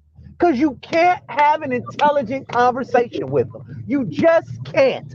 That one brother that left, you can have an intelligent conversation with him. Yep. You really could. He's telling you, I can't prove I'm one by bloodline, but I believe I'm one spiritually. I ain't got no need to argue. I got some talking points I can get you with, talk to you about. Yep. See, it ain't no fun when the rabbits got the gun. See, they can't go in their book no more, Trey, and point to us and try and have a scripture battle. We know what this shit means. But what B does is, nah, nigga, I know who taught that shit from the inception, motherfucker. Get that shit on out of here. That's what B does. I ain't finna talk to you about that. Hey, that bro, ain't what it means. Hey, bro, in the script, I could take you to the scriptures right now and take the whole fucking top off of it in one fucking chapter, man. If I want to right now, I'll have people asking, what the fuck have I been reading? I will do it right here if y'all want me to. Shit, hey, be my guest. Hold on. I tear it down with Noah, starting with Noah, and I'm like, it's borrowed mythology from the Gilgamesh. Therefore, there's no Shem. I'm gonna do something real quick. I beg the people ask, like, what the fuck? Who really is? Who are these people? Watch this. Wait a minute, B. You got some information on who these people really are? Why you quiet? Y'all going in. These motherfuckers, these people were nothing but somewhat Midianites. They were Hittites. They were all this shit in one. Yep. These niggas is crazy, yo. They ain't got no information. They got a bunch of stupid shit that I learned fucking 20 years ago. every goddamn book, every goddamn little screenshot. Watch this. Hey, y'all peeping this? Go ahead. All right, so the narrative in which a lot of us came up out of. I know I was Hebrew Israelite. Chris, was you a Hebrew Israelite? Yeah, I was for about 2 years. So what the point that I'm trying to make is we was taught that, especially even when it comes to the New Testament, that these was Negroes and that we wrote this, right? That's the narrative. Bitch, David gonna rule and kill all y'all. He wrote this, right? I'm gonna show you who wrote it. I'm gonna show you who wrote it right now. Okay. I'm gonna show you who wrote it right now. Okay. So I'm gonna go through this. I was on the ISUPK Cross the Line radio show, and I asked them to read this. Yes, it's 20 verses. They said it's too long. All the talking and all that shit they're going, you said you can't read 20 verses. You read 20 verses when you preach, and then when you're on your show, you're still supposed to be teaching, right? Whatever. They said they wouldn't read. It was too long. And so they're telling me that they're just trying to make me say, what is your question? I wanted them to read it, and I was going to tell them, I was going to ask them to say, you tell me, what are you reading?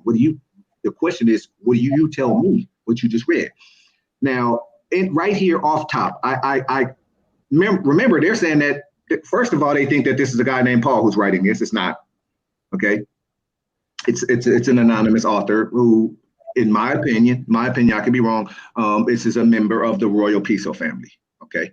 So, but watch this, but I'm gonna show you why and how, because I'm gonna show you the letter that this family is writing to each other. Like I said, I'm gonna take the top off with this one, or at least put the people in the position where they can go ask some questions. The people don't have right now, the fifth word is phobia, our sister. Okay, that tells you this is a family conversation that's taking place. This is not scripture. These are letters, family to family of the royal families who wrote this shit. When you get to that fifth word right there is phobia. Her name is Claudia Phobia. She is a Piso. So if this is the inspired word of God, why are these people in your book? Not only these people, their whole family. Watch this. And I commend to you Phobia, our sister, who is a servant of the assembly in whatever the fucking place this is. But I bet you none of these Hebrew Israelites can't say what that is. They probably want to run to a King James version, but this is what is really translated from it. They want to run to a King James version and try to say it's something that got to do with us. It don't, right? That you receive her, they bring in this sister, Claudia Phobia, a Piso family member, sister of Arius Piso, who's really behind this shit. Our sister was a servant of the assembly in Kenra, whatever, that you receive her in Yahweh, YHWH, worthy of the set apart ones. Put this sister into the family and assist her in whatever matter she needs. This is a letter, some instruction, telling this family what to do with their sister that they're bringing into the fold as you're reading and as I'm narrating it to you, okay? For she has been a great help to many, including me. Greet Priscilla. Like I said, the way I break this down, it's not going to be up for question, okay? Greet Priscilla, another one of their family members. Anculus, another one of their family members. My fellow workers in Messiah, Jesus Christ. So it's nothing to do with a Yahweh, a Yahawashai. I'm sorry, a Yahawashai, a Yeshua, or nothing. This is this royal family and the Messiah they created. They created this character, right? Who risked their own necks for my life, to whom not only I give thanks, but also to the assemblies of the nations. Watch this. And the assembly that is in their house, greet my beloved. Who the fuck is this? I want answers. I want answers. Our people have no idea what the fuck they're reading. Who is the first fruits of, what the fuck is this? Achaia to Messiah. Greet Miriam. They don't know who this is. Miriam, who worked very hard for us. This is a family conversation, the royal Piso family conversation in their books, and they're telling that this is the holy word of God. Greet, who the fuck is this? Andronikos, and who? Janiah. Some of these names I really have broken down to who they really are. I just can't do that right now. My relatives, my who? This is their relatives, not your relatives. My relatives and my fellow prisoners who are eminent among the missionaries who also were in Messiah before me. Greet, who the fuck is this? Amplius, who the fuck is that? My beloved in YHWH or God or whatever. Greet, who the fuck is that? Urbanus, who is that? Oh, so you wrote this? You sure? Your family wrote this? You sure about that? Are you really sure about that? Okay, and Stachys, who the fuck is that? My beloved, greet who? And bless you. Our people have no idea who these people are or what they were talking about. What is this? Greet those who are in Aristobulus. This is all Greek and Roman.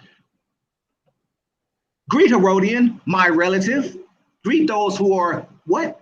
Who are of Narcissus, who are in YHWH. So you still think this is? Do you still think these are Negroes? Greet who this? They're breaking down their whole family, bringing that sister Claudia Phobia Piso into their family and listing out all the other people that's coming in with her. People have no idea who Rufus is. As I said, when I told them to read this, they ran like roaches, like roaches. And this is all I wanted them to do was just take a look. Like I've already started doing the work and breaking down everything name by name. Even though I really just want to be retired and be done with this shit. But there's still, you know, to be honest, there's still a lot of work to be done. So I still do some things from time to time. But I just want our people to just wake the fuck up and realize you don't know what the fuck you're reading. I'm out.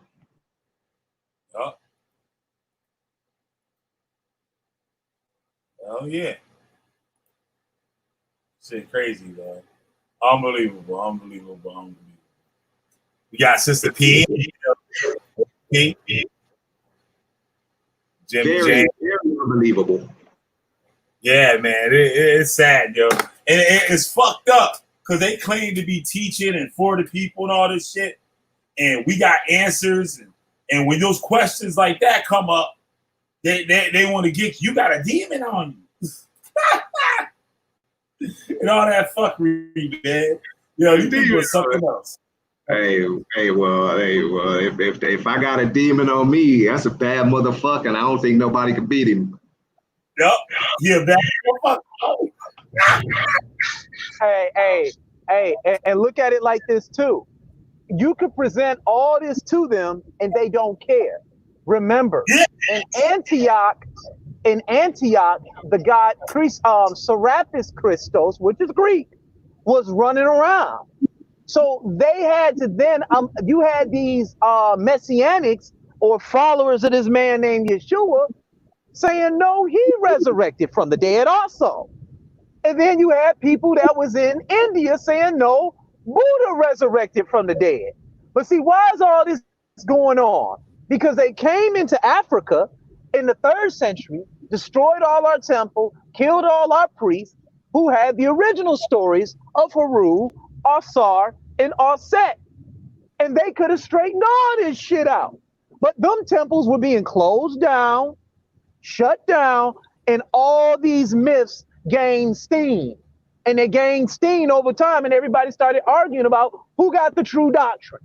So ain't shit new under the sun, because all these motherfuckers still pushing that shit. All these motherfuckers still pushing this shit. I got the real truth. No, GOCC, GOCC got the best truth. No, the Israel United in Crime got the best truth. No, the ISUP got the best truth. They all got the truth, but everybody is supposed to be this damn God who has no confusion in him. But yet he keep allowing all this damn confusion to happen. Break that down. Mm-hmm. You know why? Because you can't. Well, you can, like I said, you can slander me all you want. Y'all can talk about, oh, see, Chris put up a meme about Socrates saying what he said. It don't even say that. See, even Facebook saying you pseudo. Y'all can say all that shit you want. Well, but you can't win. So slander is still a good goddamn quote. Whoever wrote it, shit, I love it. When one can't win a debate, slander becomes your best tool. Y'all been slandering, you fucking niggas have been slandering since you got called out. It's just that simple. Man, I've probably been called so many damn things. Now I done deleted everybody from the so-called Hebrew Israelite community, so I don't know what people saying. Like, I have no friends in the Hebrew Israelite community. I completely removed. Bro, let me tell you something. I can insult a whole lot of people and have a good jolly and be with love for me to start doing that shit. But I don't do that shit. And when I say I can insult a bunch of people, I can have fun doing it. I mean, some real low down fun, but I choose not to do that. You understand what I'm saying? So when they doing all that slandering, get in fucking line. Because I've heard your tools. I've heard your skills. Debating is an art. A lot of it has to deal with persuasion. And I'm not even lying about the information that I provide for y'all. I present it to y'all and y'all can't debunk it. They can't do it. They like, question. I asked one question in the whole thing that nobody wants to answer. My dad always say, don't ask a man loaded questions. Ask a man a question directly to get a direct answer. My dad always said to me, did you do this? Ain't no fucking in the room. Did you do this? Yes or no? Okay, go get my belt and I'm gonna whoop your ass and ass. I'm done asking questions now. That's how it was with me growing up. Did you do it? Yes. Why'd you do it? Well, when I was operating it this way, I did it this way. I hit on, it didn't come on, so I tried to force it. Don't do that no more. Now, if he told me not to do something and I did it anyway, ass whooping. If I did something because I was told to do it and it broke or any other mistake, I didn't get whoopings for it. Yeah. You ask direct questions. We don't ask loaded questions. Yep. That's how I learned how to win debates. I keep telling everybody I learned, and my dad was a lawyer, a trial lawyer, and a damn good one at that. I always explain that explain that shit to people. So they can slander all they want. I don't care nothing about none of them. Because you know why? I don't want nothing to do with none of them. None of them. None of them. Now you want to try and set up a debate talking about some prove David existed. Solid. I don't want to talk to you about shit. It's over. Y'all slander, then want to debate. It's nothing but you're a nigger. Nigger shit. Hebrew nigger like. That's all y'all do. Why are these innocent men being killed by the police? It need to be y'all. Yeah, I said it. Yep. Get rid of y'all. Well, where's the FBI when you need them? Well, yeah, you had one guy on here talking about, you had one Hebrew terrorist on here named Jeremiah Judah 7000 talk about kill him. Yeah. Hey, wow. Hey, I done have death wished on me so many times, but check this out. But I've been telling the people I'm talking about for years now, as I've been saying, listen, the revolution started when we give them their damn book back. Everybody didn't heard me say that. Call on the ancient deities. What's wrong with that? Oh, it's polytheism. But you believe in 3 and 1. That's polytheism, fool. But believing in the devil is polytheism. Right. He's a god. How many times we gotta tell y'all this shit? We showing y'all. All y'all doing is sitting back slandering. This shit don't bother me. We are looking at it like it's hilarious. Your debate league is trash, Jeremiah Judah. You went on Sarnetta looking for clout and got embarrassed by Sarnetta. You got embarrassed by Dr. Reggie, who's a real doctor that what's it called, Israelites existed in Africa, and he gonna present some shit on worm and bones when worm and bones ain't shit but a deformity. Hey man, look, them people in that debate league are still using that map that has the kingdom of Wida on it. Who we know, I done debunked that shit 300 times. They're still using that to try to say that there was a kingdom of Judah in West Africa. Now watch this. Let's deal with that.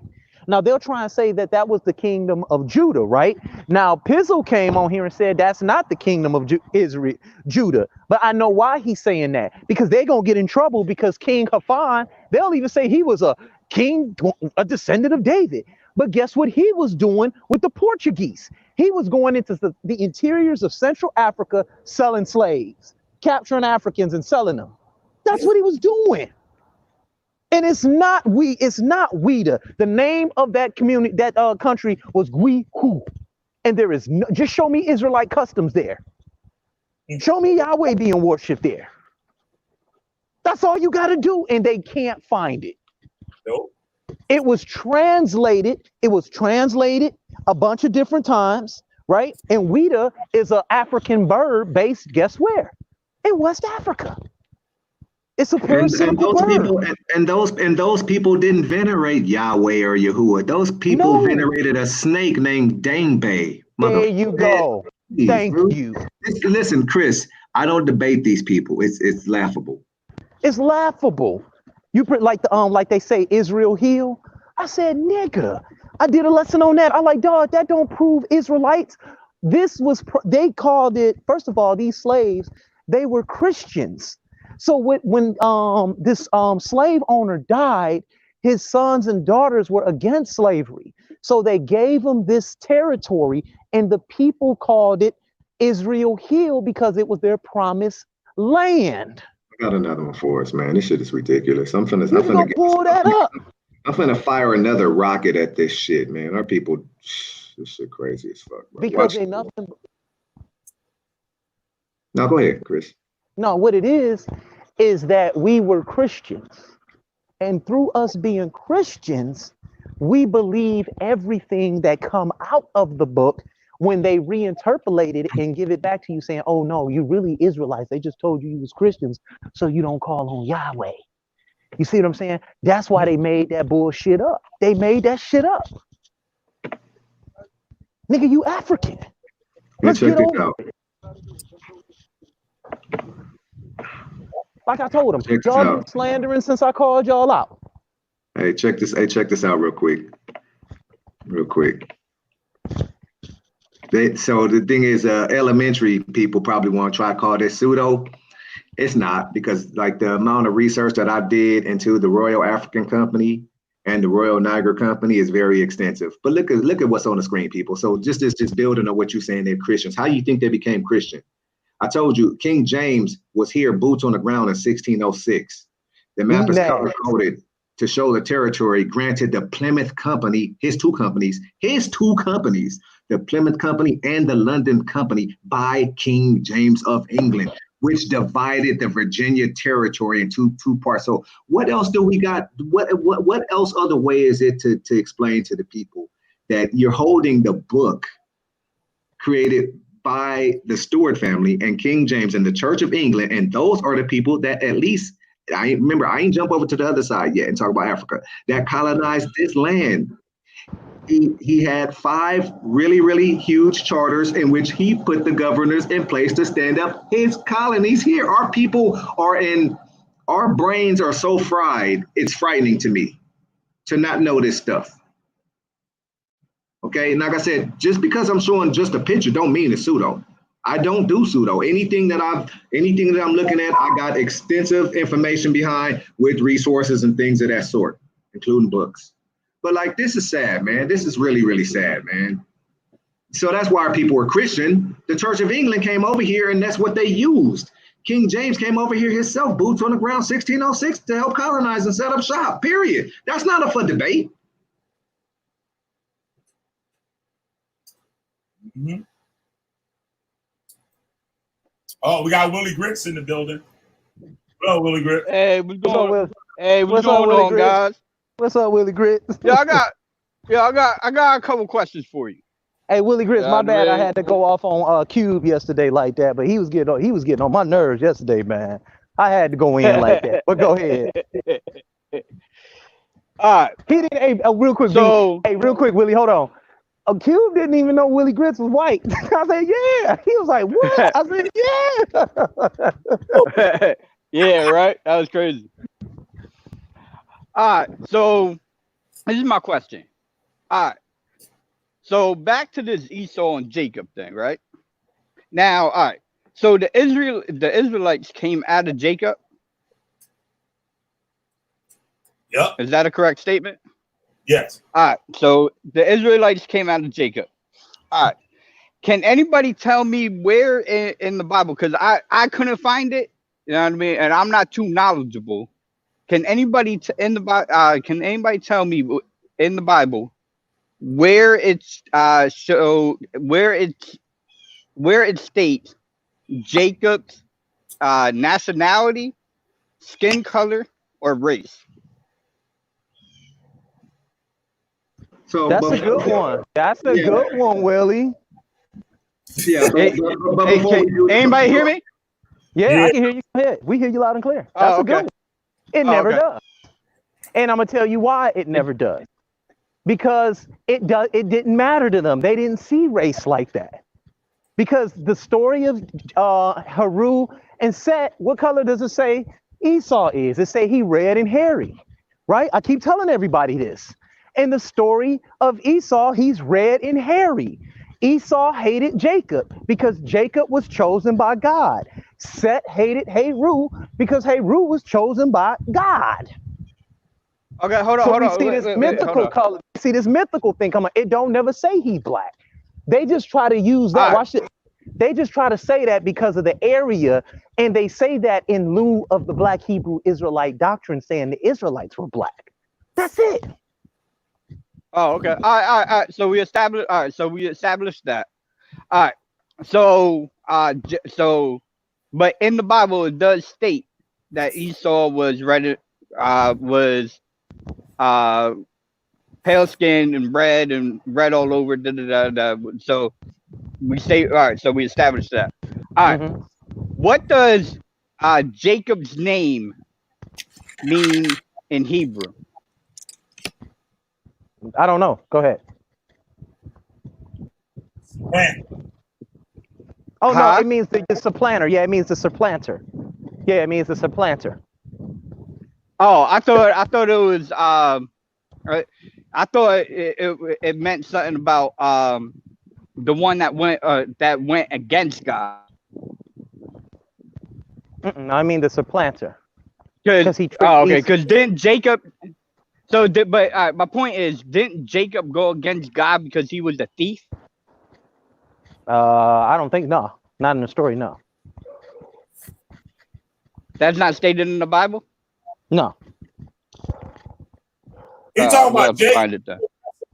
with the angels healed. I think that's what he's getting at. Well, Oh, you talking Jacob's about when he name, wrestled with God? When he wrestled with God? Yeah, he wrestled with God, didn't he? Yeah. He asked God. He asked God he fought for his forgiveness. No, for a blessing. Right? No, for a blessing. But He blessing. fought. Okay. Yeah, this motherfucker held up God's to be business. blessed.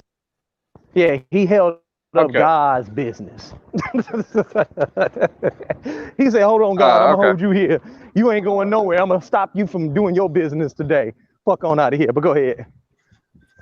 Okay. So no, I'm just trying to figure out like where the context of where the mortar stands. You know what I mean? Like people are trying to claim that Esau is the devil when they both came out of the same. Huh? Jacob is the devil. If you pay attention to the story of Esau and Jacob, and this might be me trolling a little bit, if you pay attention to the story of Esau and Jacob, Esau was hungry from hunting all day. He was hungry. And he said, "Hey man, give me something to eat." And Jacob said, "Give me your blessing." He said, "Man, what good is a blessing to me if I'm about to die because of hunger? Here, you can have it." That's all he was saying. And then he tricked him. You see what I'm saying? That's the whole thing. These things are parables. So he lied. In order to get the blessing from Esau. He had to fool him. So Jacob's a liar. Yeah, that's what the supplanter means. Yeah, that's what the supplanter means. And the Israelites came, and supposedly the Israelites came from Jacob, a liar and a thief. There you go. Esau is the one that worked all day to feed himself and his family. You figuring it out now. All right. Pause I right there. I just want to get the facts straight. I just want to know. You know what I mean? Right. Me personally, I don't believe in this. You know what I mean? I just want to see where other people are coming from. I believe in peace, love, and harmony. That's right. You know what I mean? That's what I truly believe in. One race is that the human race. If I can grab me a white girl and sleep with her and have a pretty baby with her, guess what? That means we the same species, goddammit. So stop the bullshit. White people aren't born with monkey tails and all this other shit that they try to introduce into science. Look at them. They think they got me on Facebook, B, talking about Chris put up a fake quote. I put up a meme with Socrates on there. They're like, see, even Facebook saying you pseudo. I don't give a fuck. I still like the saying. James got fill up in the comments and shit, venting, mad. I'm like, you got no job. Right. No, he ain't got no job. They Israelites. This economy finna collapse like they've been saying for the last 30 years. Yup. You say he's still up in the comment board? Yeah, up there, this avatar looking like a booger. Nigga, sorry as hell, man. Dude need help, man. Hey, tell him come on here and prove King David existed right quick. Come on here and prove King David existed. And while you at it, I want the main question answered so I can get a time frame for him. What Pharaoh's daughter did Solomon marry?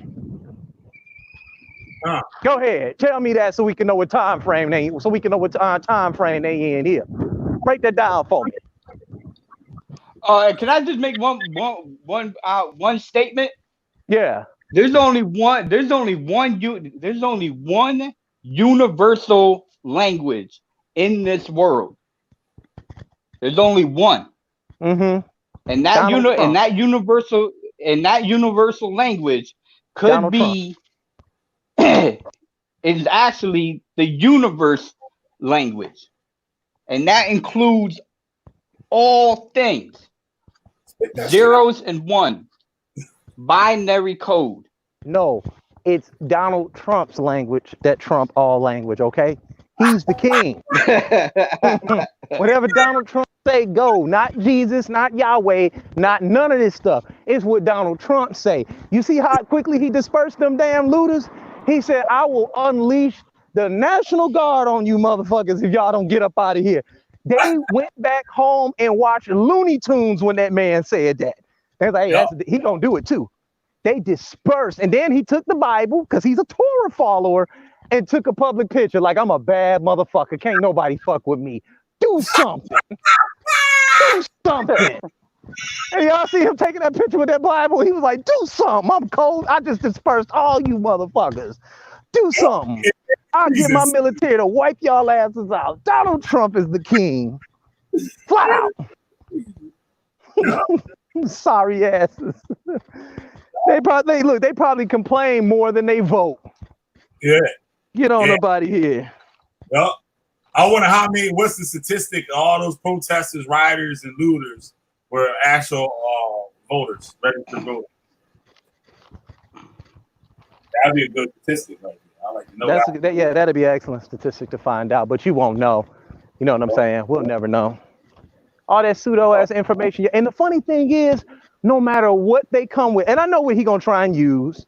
You know what I'm saying? I know the arguments. It's like, why are you trying to debate me? Like, even Yara knew, don't use certain information. This boy know how to debunk it too fast. Like, a lot of these arguments were created within the Hebrew Israelite cult. Y'all know the hey Trey, you know the story of the one where it says the rivers have turned bloody. I think it's the Harris Papyrus. No, the Papyrus of Ewuper. Yeah. If you read all of that, first of all, that's dated to the 19th century BCE and redacted sometimes in the 12th century BCE, right?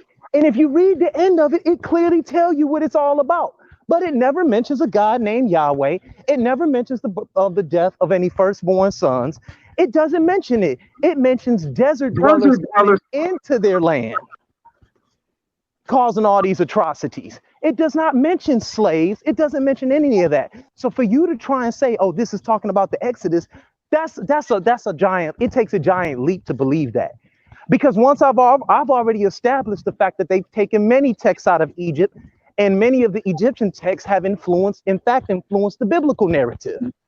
And once I show that, that's game over. But all you got to do is read the end of the Ewuper Papyrus, and that was written to keep the king in good standing with the gods, with the Neteru, so that he may rule his people in peace. Hey, Chris. That's all it was saying. Hey, Chris, the Egyptians, no matter which age, no matter when you want to go to 19, 17, 18, 12, no matter, the Egyptians do not corroborate an Exodus story. But let me just get to some points. Which things, the biblical part of it, the 10 plagues, they don't corroborate that stuff. They never got attacked by giant frogs. They never got attacked by gnats. They never got attacked by fleas. The sun didn't stop moving and go the other direction, period. Right. It's just as simple. And that's why I said I don't want nothing to do with none of them no more. You're not going to slander my name then and say, okay, I'll debate you. No, I'm done with all of y'all now. Because that's what y'all do. Now you're talking about I tried to be nice to Chris. Nigga, you've been slandering me since goddamn Sunday. A Saturday. I woke up, my name just all up and down out of your mouth. Like a little girl. Yep. Because I be beating up the biblical narrative. You ain't never proved that David exists. No scholar has ever proved his existence. No scholar has ever proved the existence of Solomon. And when they thought that was Solomon's stable, they found out that it was more Canaanite in structure. It don't say it belonged to Solomon no more. You can go read the book, The Bible Unearthed, and what y'all try to do is give a peer review on that book and say he lying, but he a doctor and an archaeologist, and the best thing y'all got to do, the best thing y'all can say is he's a white man. He lying. The man is an archaeologist. You heard, remember what Yehook and I was saying yesterday? When I was showing them Egyptian traits that Herodotus was saying he saw, the rituals that he said that they were doing, he said, oh, that's because Jacob was there in Egypt. See how quickly he just asserted that? Like, what? But then he turns right around and mentions the difference between the two. And they say they learned circumcision from the Egyptians because it said in the book of Acts. Moses was learned in all the way of the Egyptian. So what are y'all talking about? We've been doing that shit for hundreds of thousands of years. Nigga, we got temples and monuments and original writings and y'all arguing with us on this shit. See what it was, what it really is.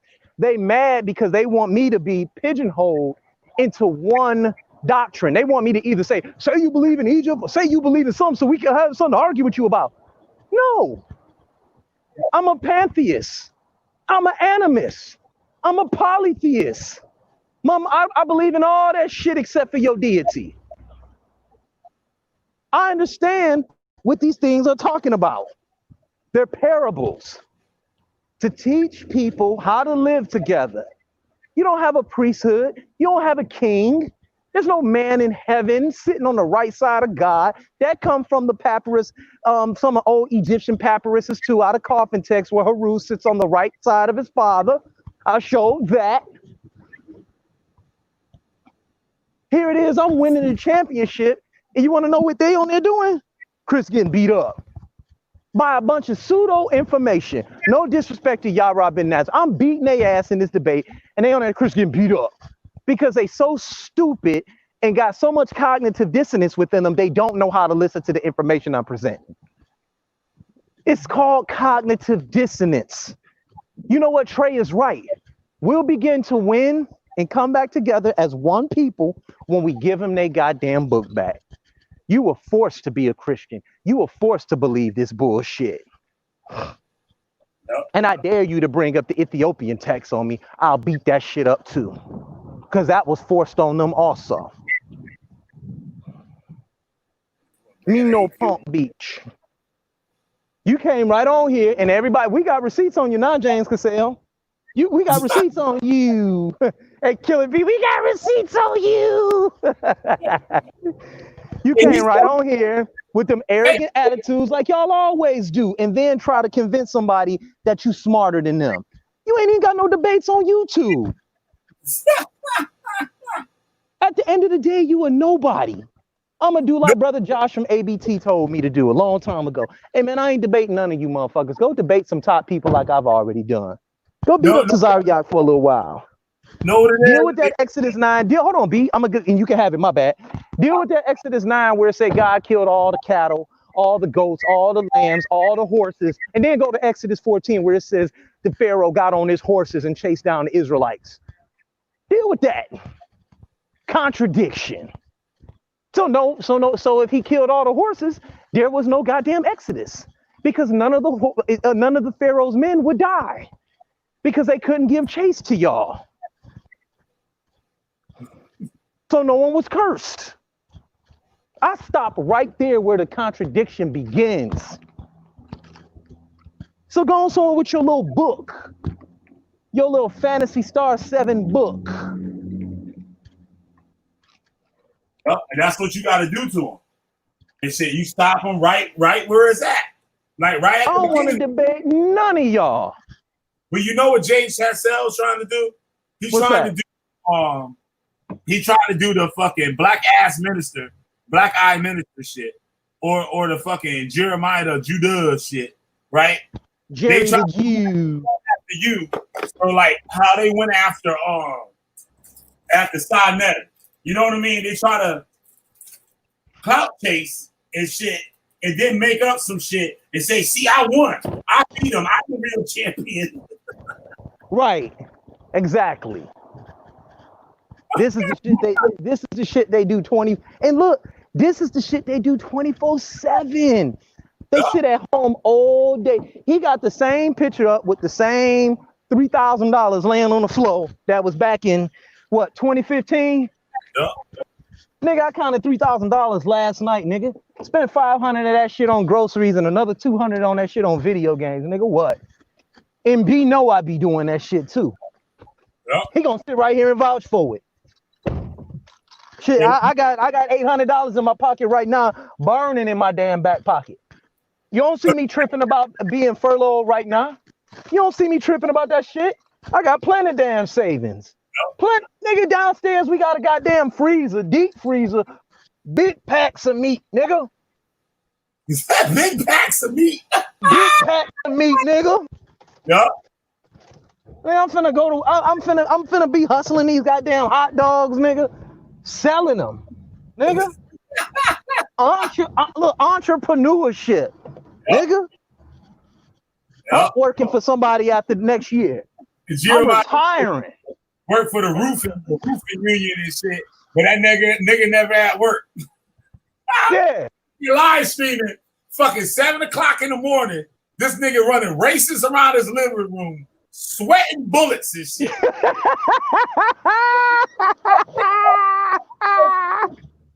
That nigga fucking geeking like a motherfucking shit, dripping. In the living, and his wife house was nice. The nigga wife house was nice, and you know they got AC in the South. The nice house they got central air.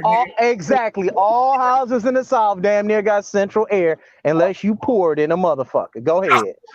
Doors and shit. This nigga up 7 in the morning, dripping. You can see the sweat rolling off. That nigga said dripping. He dripping wet. Yeah, dripping. Is you a cokehead, nigga? You a cokehead? See, when Solar, hey, Solar. Hey, hey, Solar don't know. When you give me permission to troll, B, what we do, nigga, we troll, goddammit. When we was touring nights, we was the kings at trolling and shit. We was the kings at this shit. We was the kings at trolling. I told Jeremiah Judah one day, right? He filming his house. Look what I got. Look what I got. I'm like, nigga, that's your wife shit, nigga. I said, you never at work, nigga. You a house husband, nigga. Fucking. He showed me that old Chrysler, that Chrysler 430. What's the name of that car, Chris? A 300, a Chrysler 300. It's a 300. I said, a 206, a 06 300. I said, do me this one solid, old boy. I said, I'll shut my whole channel down right now if you could go in that glove box and show me the title with your name on it. Know that nigga? He couldn't do it, could he? Got the fuck up out that garage. I ain't back in my garage. No, I ain't in my garage. Fuck out of that goddamn garage. And then the nigga got put out the house. Nigga got put out the house and shit. Living that grown ass man. Over grown there. Ass. I thought Yahweh placed y'all as in charge of y'all house. And the funny thing was, it was the people in his group saying he got put up out his house. That was the funny part. Sweating the chick and shit. They got pimples on her coochie and shit. Dog, when he did that shit and started telling everybody that was his woman, I'm like, I thought he had a wife. Yeah. Nigga, you don't never cheat on a woman who taking care of you, fool. That internet shit hyped them up. That internet shit hyped them up. You don't never cheat on a woman taking care of you. Nigga, that's dumb shit for some internet chick. That's crazy. Yeah. Who does that? I'm a now he cheat. over at them house. Right, running up her internet bill. Yeah. She can come in the room, turn that goddamn internet off. How big? What you on there talking about? Don't be talking about that Israelite shit up in my house. Look. One day he gonna go on, he gonna think it's on mute, like Trey Tail did when he was looking at that porn live on air. Like, oh shit, couldn't get hit pause fast enough. She was like, hey man, you got 2 days to get the fuck up out my house. I told you about talking about Jesus. Ain't no such thing as Yahweh Shai up in here. Now you getting the fuck on up out of here. You better help. Yahweh Shai need to help you get another place to live, nigga. Hey man, get a fucking life, nigga. Oh shit! You know who that happened to though? That happened to Javen Bullets. Remember Javen Bullets? Yeah. I've been wondering what happened to old Javen Bullets. Down there with Tommy Sotomayor. He got on Tommy Sotomayor's show, right? And Tommy talking to him. This nigga mama gonna bust in the room. Turn that damn shit up and clean this guy. Hey, look. Hey, hold on, B. Let me call you. I'm gonna come right back on. Let me make this call right quick, okay? Keep going. I'm gonna come right on. Coming right back. Mama, turn that goddamn shit off. That nigga was trying to hit the button. That shit wasn't going off the screen for nothing. It was all downhill from that nigga from then on. It was all downhill for that nigga. That shit was crazy as all hell. Oh shit, man. Yo, man, but these people gotta learn better. Our people gotta learn better and fucking cut this shit out, man. Cause we just bugging right now. Yo. We on some shit. Yo, we don't want to learn nothing. Like we just want to listen to a nigga. Fucking the library has become YouTube and shit. It's sad, man. It's a sad thing. It's a sad thing. And I don't see us getting out of it anytime soon. I don't see us getting out of it anytime soon. You niggas talking about the Most High, the Lord is coming back. The Lord is coming back. Like, so nigga gonna come out the sky on a fucking cloud with a whole bunch of angels and gonna zap y'all up and give y'all superpowers to fly across the world and kill all the white people and motherfucking put everybody else in chains, and you're gonna have them build you mansions and shit. But y'all gonna use all the shit the white man invented. But y'all gonna still use the white man technology and shit. Yup. Yo, that shit was funny as hell. Of all people, he had that shit on Tommy Sotomayor show. That shit was funny.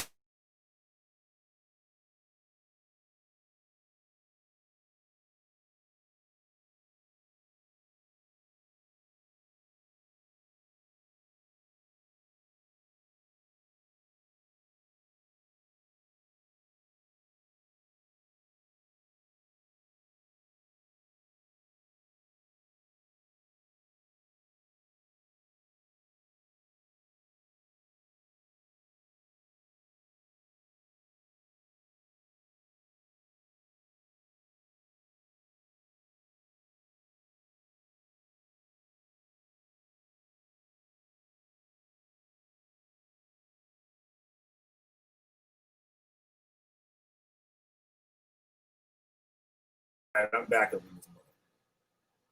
Anybody else want to come on? I'll drop the link up in there. We had a good show today, man. Yesterday's show was good too. I might start doing more of these morning shows and shit. We started mad early too, like 10 o'clock. Damn, we got everybody. Malachi up in here, Lon up in here, Willie Grits, Pete. We had Digital on Realm up in here. Lon, War Paint, DJ Sean Ski. Got to get him up in here and talk that damn intergalactic shit. He be talking that intergalactic shit. I don't understand none of that shit. I don't even be trying. I be like, yo, that shit, wow, that shit too much for my ass. Intergalactic shit. Fucking yeah, man. You back on, Chris? Like somebody else? Yes, sir.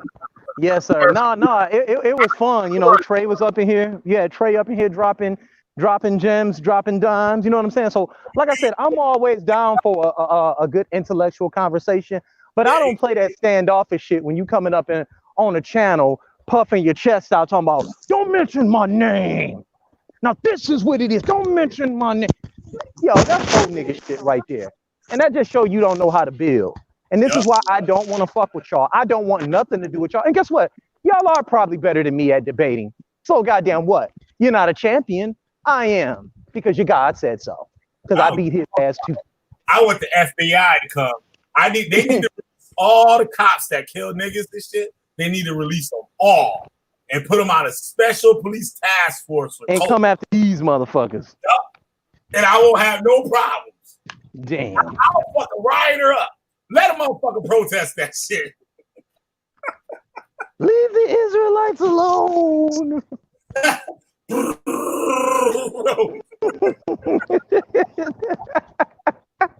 All right, we gonna cut that out. Let's cut it out. It's not the climate act like that. He said, okay, y'all. We gonna stop that now. All right, y'all. Let's come on, man. We can do better. Come on, let's stop that now. All right. Yeah. Put them on a special task force. Yeah, I would just line them up and spray water at their asses all day, like. Shut up! Like they do the clown. You know how they got the clown at the carnival? Shoot the water going at the clown mouth and the balloon blow up. Hey, look, if you remember them high pressure water systems they used to do in the 60s? See them. I'll roll up on them in one of them trucks and point that hose at them. They wouldn't know it. I'll set that bitch to the max and be like, stop teaching hate. And they'll be rolling down the street in water pressure. Hollering out, yeah, I was gonna kill you. Well, I'm just baptizing you, my brother. You made a good point yesterday, yo.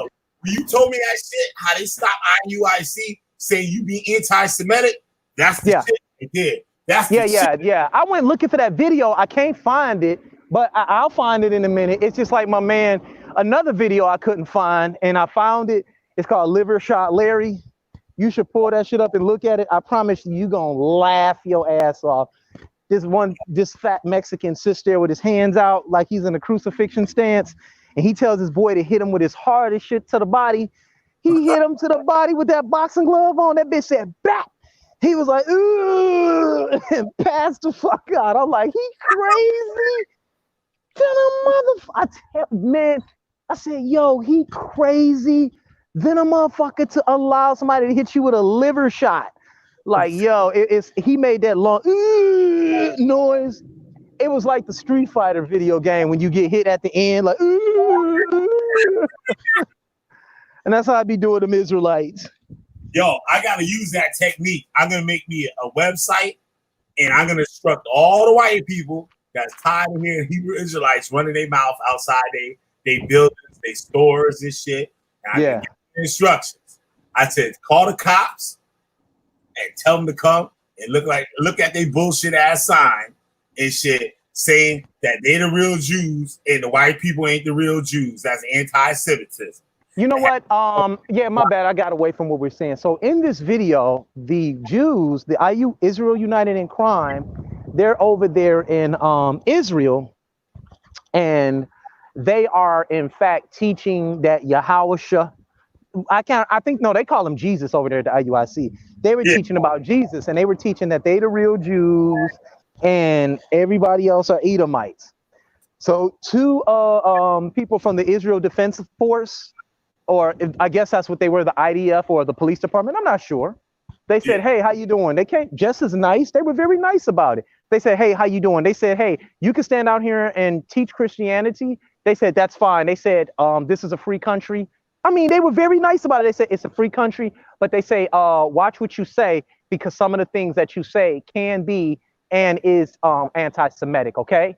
And they're just like, no, we just trying to show you. And they tried to point to the Bible, and he looked at it and he's like, okay, but watch what you say, because it's a free country. I understand. And they were in Israel. He's saying, but watch what you say because some of the things that you're saying are anti-Semitic, okay? And he was like, all right, have a nice day. And they went on about their business. Fuck and that. you know what I'm saying?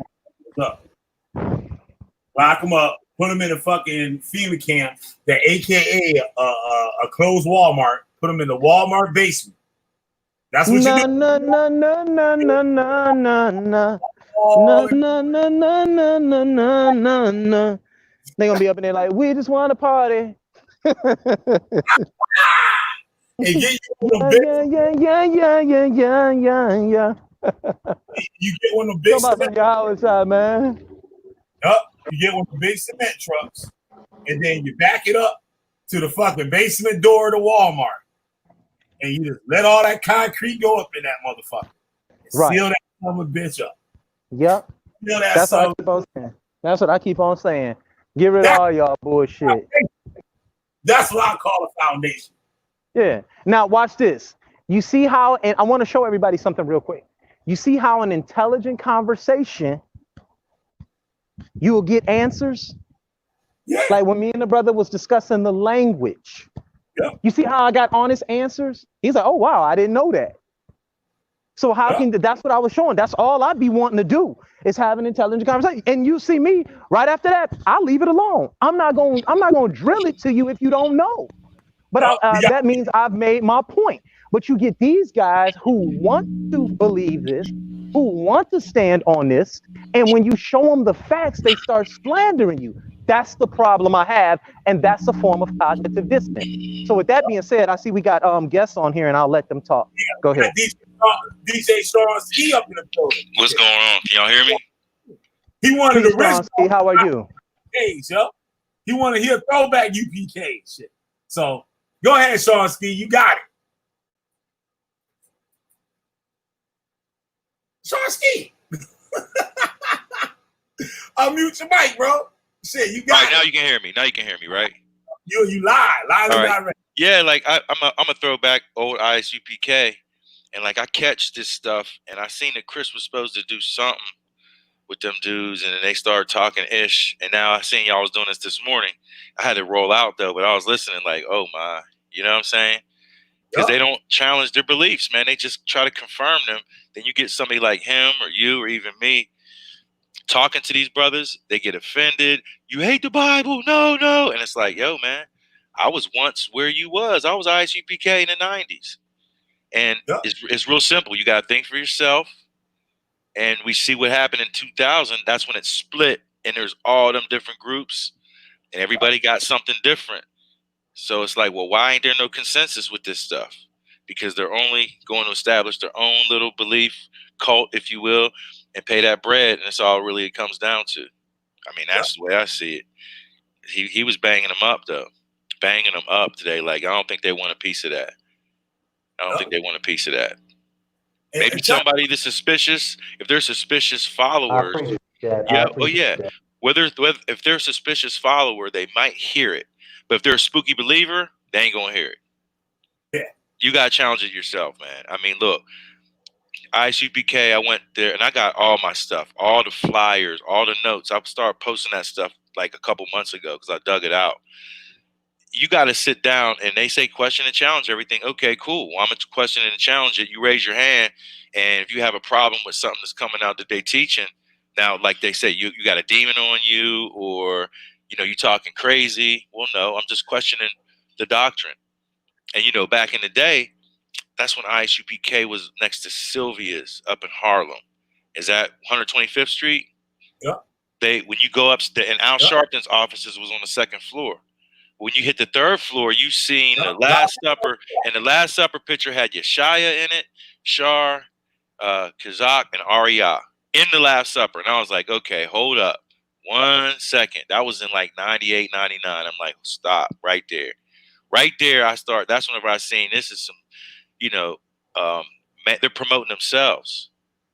They're promoting themselves, Then Tazazakwa, he ended up, with his own camp, and then same with General Yohana and Rakar Shiar from Philly. Everybody split. Now they got their own camps. Now it's like a whole bunch of different pieces of the original doctrine. So it's like I wasn't arrogant to where I'm like, okay, I'm gonna figure it out. I'm gonna just one up these guys. No. Now I'm gonna have to look at everything. Just what Chris is doing. He's looking at stuff and he's saying, look, you can't make a comparison with the this Stella or that Stella to try to reach and make yourself, legit at the time. These people are worshiping this. You guys are worshiping this. You're still doing the same shit. It's all the same shit, basically. The same deities with different cultural identities. Correct. Come on, And, it's like, when are y'all gonna see that? Like, and when you hear me talking to them, I always try to have an intelligent discussion or briefing with them, and they resort to slander in order to defame what you're saying, and that's what charges me up, and that's when I begin to notice, like, okay, I don't have to argue with you and holler, hoop, and cuss with you. I know you're doing that because it's a form of cognitive dissonance. You understand what I'm saying? You're going to be over there at SVDL and slander my name all week because I called you all out for a scholastic discourse? Really? And then you want to come on here. Excuse me, I just ran up the steps. You want to come on here and then tell me don't acknowledge you. But you've been dropping my name all over, slandering my name all up and down these so-called comment threads. Yes. Like, come on, dude. That's weak. When you're on here publicly talking to me, trying to address something with me, you read from the King James Bible, first of all. Second of all, you're ready to debunk the King James Bible by saying Matthew 18:24 is not in the Aramaic Peshitta, which I agree with. So if you open up the King James Version Bible and there's a lie in there, why do you read from it? Right. And that allowed me to go into the Aramaic discussion. Is this the language of God, like y'all like to teach people who are ignorantly following your camps? No, it's not. It was instituted by the Son of God, which was Darius. He was also known as a son of God. So these are not concepts unique to the biblical narrative. And that's what I'm trying to get people to understand. That's it. You're correct, 100%. You broke it down 100%. Nothing else needs to be said. I wrote a paper 3 months ago because we were having the same conversation about King James. And what I pointed out in the paper, and it's only 4 pages, was if you read the 1611 preface, and it's pretty much the words to the reader, if you will. It's about 5 pages in the beginning of the book.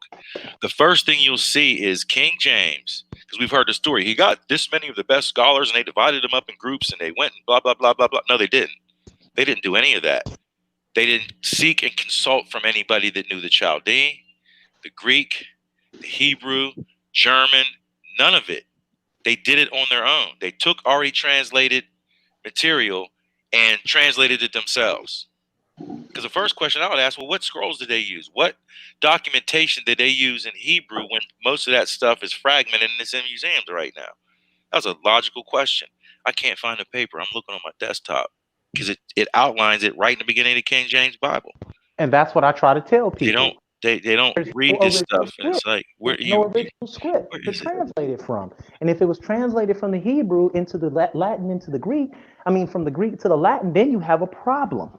Okay, because the so-called Aramaic text has both masculine and feminine in it. Greek, it does not exist. So how did y'all do that? Oh, here it is. I got it now. Bam. I just found it. This might have been. Yeah, it was 3:18:20. The 2 Bible canons. The issues of approach, authenticity, editing, translation, and source. The Christian Bible contains 66 books written over a period of 1,000 years, includes poetry, prose, parables, prayers, speeches, prophetic utterances, letters addressed to specific people and circumstances, apocalyptic literature, legal documents, and so on. However, one might understand these sacred texts as inspired. Interpretation is required at many levels. And that was a quote. When religion becomes evil. But when I get to the meat of it, it said this is in the preface. Let me see where I'm at. Evolution of the modern Bible. Out of reaction to the religious authority of Rome and its commensurate political influence and and melding, King James I of England in 1604 commissioned 54 men to produce the King James authorized version of the Bible. This version was not really an intended new translation, but was purposely designed to pander to the Church of England and especially not offend prevailing medieval religious sentiments. Indeed, the commissions reported that, and I'm quoting it, neither did we think much to consult the translators or commentators, Chaldee, Hebrew, Syrian, Greek, or Latin, nor know the Spanish, French, Italian, or Dutch. Publishing page 1611 King James Bible. That's just a little snippet of it. Like, you guys got to read this stuff and understand what's going on. It ain't got nothing to do with black people in America right now. This stuff has to do with the politics of the Church of England, has to do with the politics of the Catholic Church at the time. That's it. These guys don't get it. And then King James is black, because I got into an argument with somebody. I think it was Yashar from the other group. That you guys are tripping on this King James being black and blah, blah, blah, blah, blah. And it's like, look, have you even read the editing page of the Bible yourself? No. Well, you know what? You haven't read it. What I did was I smoked a video on that. Well, all I did was show pictures. I showed pictures of his descendants, and all his descendants were white. I know what argument you're talking about. I think I was involved in that. We were on we might have been on Ivory's page or something, or group. But I was like, oh, I'll write a paper. It ain't gonna take me but a day, and it's only, how many pages is this? And it's still in a Word document. And I told brothers and sisters I could transpose it, and make it into a PDF. But it's only 4.5 pages, 4.25 pages. It's not that hard. Oh, you want to share a screen? I walked out the room. Yeah, I got it. What you call it? If you want to need a screen share. I walked out the room for it. Hold on 1 second. All right. Hold on 1 second. Yeah, we can share it. How do I do that? Because it's up right. I have it up right now. I have it up in a Word document. It's just a Word document. If you make a window, then you hit the share screen thing. Yeah, I have my the screen reduced where we're talking, and I have the Word document up right now. And then I have another paper, and I helped a little bit with this paper. Somebody else wrote it, and I just kind of went in and added some stuff to it. The Twin Pillars of Christendom, that was finished on 4/7/20. Whereas you have Peteranity and Paulanity, and nobody wants to talk about that either, because you got Peter, who is pretty much the first pope, and he's the God of the Catholic Church, and then you have Paul over here, who is the cornerstone of the Protestant Church. But when you really look through Paul's stuff and look at it, man, he's an asshole. Basically, he doesn't even quote Yeshua. He doesn't. He quotes the Old Testament, and he's setting up his own legalistic system with his quote unquote church.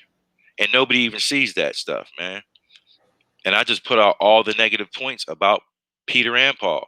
That if you really read what you're reading and you really want some understanding, why aren't you just using the book of John? If you're an Israelite, why aren't you just using the book of John and the Canaanized book of Thomas? Because they're eyewitness accounts. Nothing else is an eyewitness account. Mark's, Matthew's, Luke's, they're not written in that way. They're not written as an eyewitness account. But then Thomas's book and John's book have the same bullet point. Well, Thomas has the same bullet points, but nobody even looks at that. That's the first shit I looked at back in the day, because everybody's quoting Paul, and it's like, this dude, he has his own theology. He started his own theology in the scriptures. He started his own theology. That's another banger that I want to, unleash on the Israelites. Pow, here's another one. I got many more papers just to get people to think a little bit. Get them to think a little bit about what you're reading. But when I heard Chris reading today, especially with Asherah, they're not even paying attention to that stuff. They're just not even knowing it's even there. Nope. How is that even possible? Or it's not, it might not be that they don't know it's there. I think it's a possibility that they skip that stuff on purpose. The stuff that I read earlier, I'm not sure if you were on. Yeah, I was listening. I was like, whoa. It's right there. I know it's there. You know it's there, but why don't they know it's there? when you begin to read from the book of John, you find out that many of those stories, such as the story of Lazarus being resurrected, those are found in older Egyptian texts, almost Yep. word for word, pyramid text, coffin text. So that's why I Hey, just be laughing when they talk about that stuff. I just be hey, like, you know, Chris. Hey, Chris. I wonder why they never talked about. I wonder why they never talked about Paul and Josephus being on the same boat that went shipwrecked. mm. And these are good points. And you can, you know, I want to mention too, you can have two opposing ideas in your head if you're doing correct comparative research. You can hold two opposing views in your head, and then you have to basically whittle them down and use a lot of logic and reason and a lot of methodology to figure out if it's right or it's just some bullshit. I mean, that's pretty simple. But if you have a belief, and then like Chris brings up some stuff, there's a cognitive dissonance because they can't hold two opposing views in their head at the same time. That's the only way I got out of this stuff, is I had to go back and I had to start over again. I was Look, in people. 2002. You have to start over, and you have to really be real with yourself. There it is. You gotta be real. If And you ain't then real with yourself, go ahead. When you're going through that process of starting all over, being real with yourself, trying to be critical, you got to be critical with it. They're afraid to be critical of the text, okay, and that's fine. Okay, I understand it shakes most people. When you're talking about shaking somebody's belief system and their faith, I mean that's some dangerous territory. But I was going to say this: when you are venturing into that territory, not only do you have to be critical with it, you have to approach it. And this, I said this to Chris earlier, and a lot of people know this, from a position of historicity. And you have to deal with it from a position of biblical dating, and you have to deal with it from a position of biblical authorship. Without those parts right there, you will get nowhere. If you're not dealing with dating, authorship, combined with critical thinking, you won't get anywhere. Right. Yeah, because I got a headbanger. Here's my headbanger. Because I heard y'all talking about it a little earlier. Somebody asked a question: if the New Testament was the Old Testament written at a different time. I think somebody asked that question. Yeah, they did. Well, this comes from the comparative method, and I brought this up in another group I'm in, and I'm like, look, y'all, if you can't see this, I don't know what to tell you. Yeshua or Jesus and Yahweh are one and the same. And people are like, what? Well, if you understand mythology and the patterns of mythology, the Bible takes the old style of just when the deities were celestial forms, and it combines it with when the deities had like an earthly presence. The easiest example is Heracles and Hercules. When you read the story of Heracles and Hercules, he starts out as a god of the sky, but eventually he's on the planet and he's like everywhere. He's just walking around, he's doing certain things, he's killing animals. And it's like, whoa, what is that? Then you'll see the same pattern of that god as being a warrior, a wounded warrior, sovereign, sometimes upset. He takes on many different roles as a warrior and as a sovereign. So you have the warrior in the Old Testament, then you have the sovereign in the New Testament. And you can find the patterns and just pull the patterns out of Greek literature. It's like right in front of our faces, and we don't even see it. And it's like, oh shit, this is one and the same. That's why when he was on the cross, he called it Eli, which is El.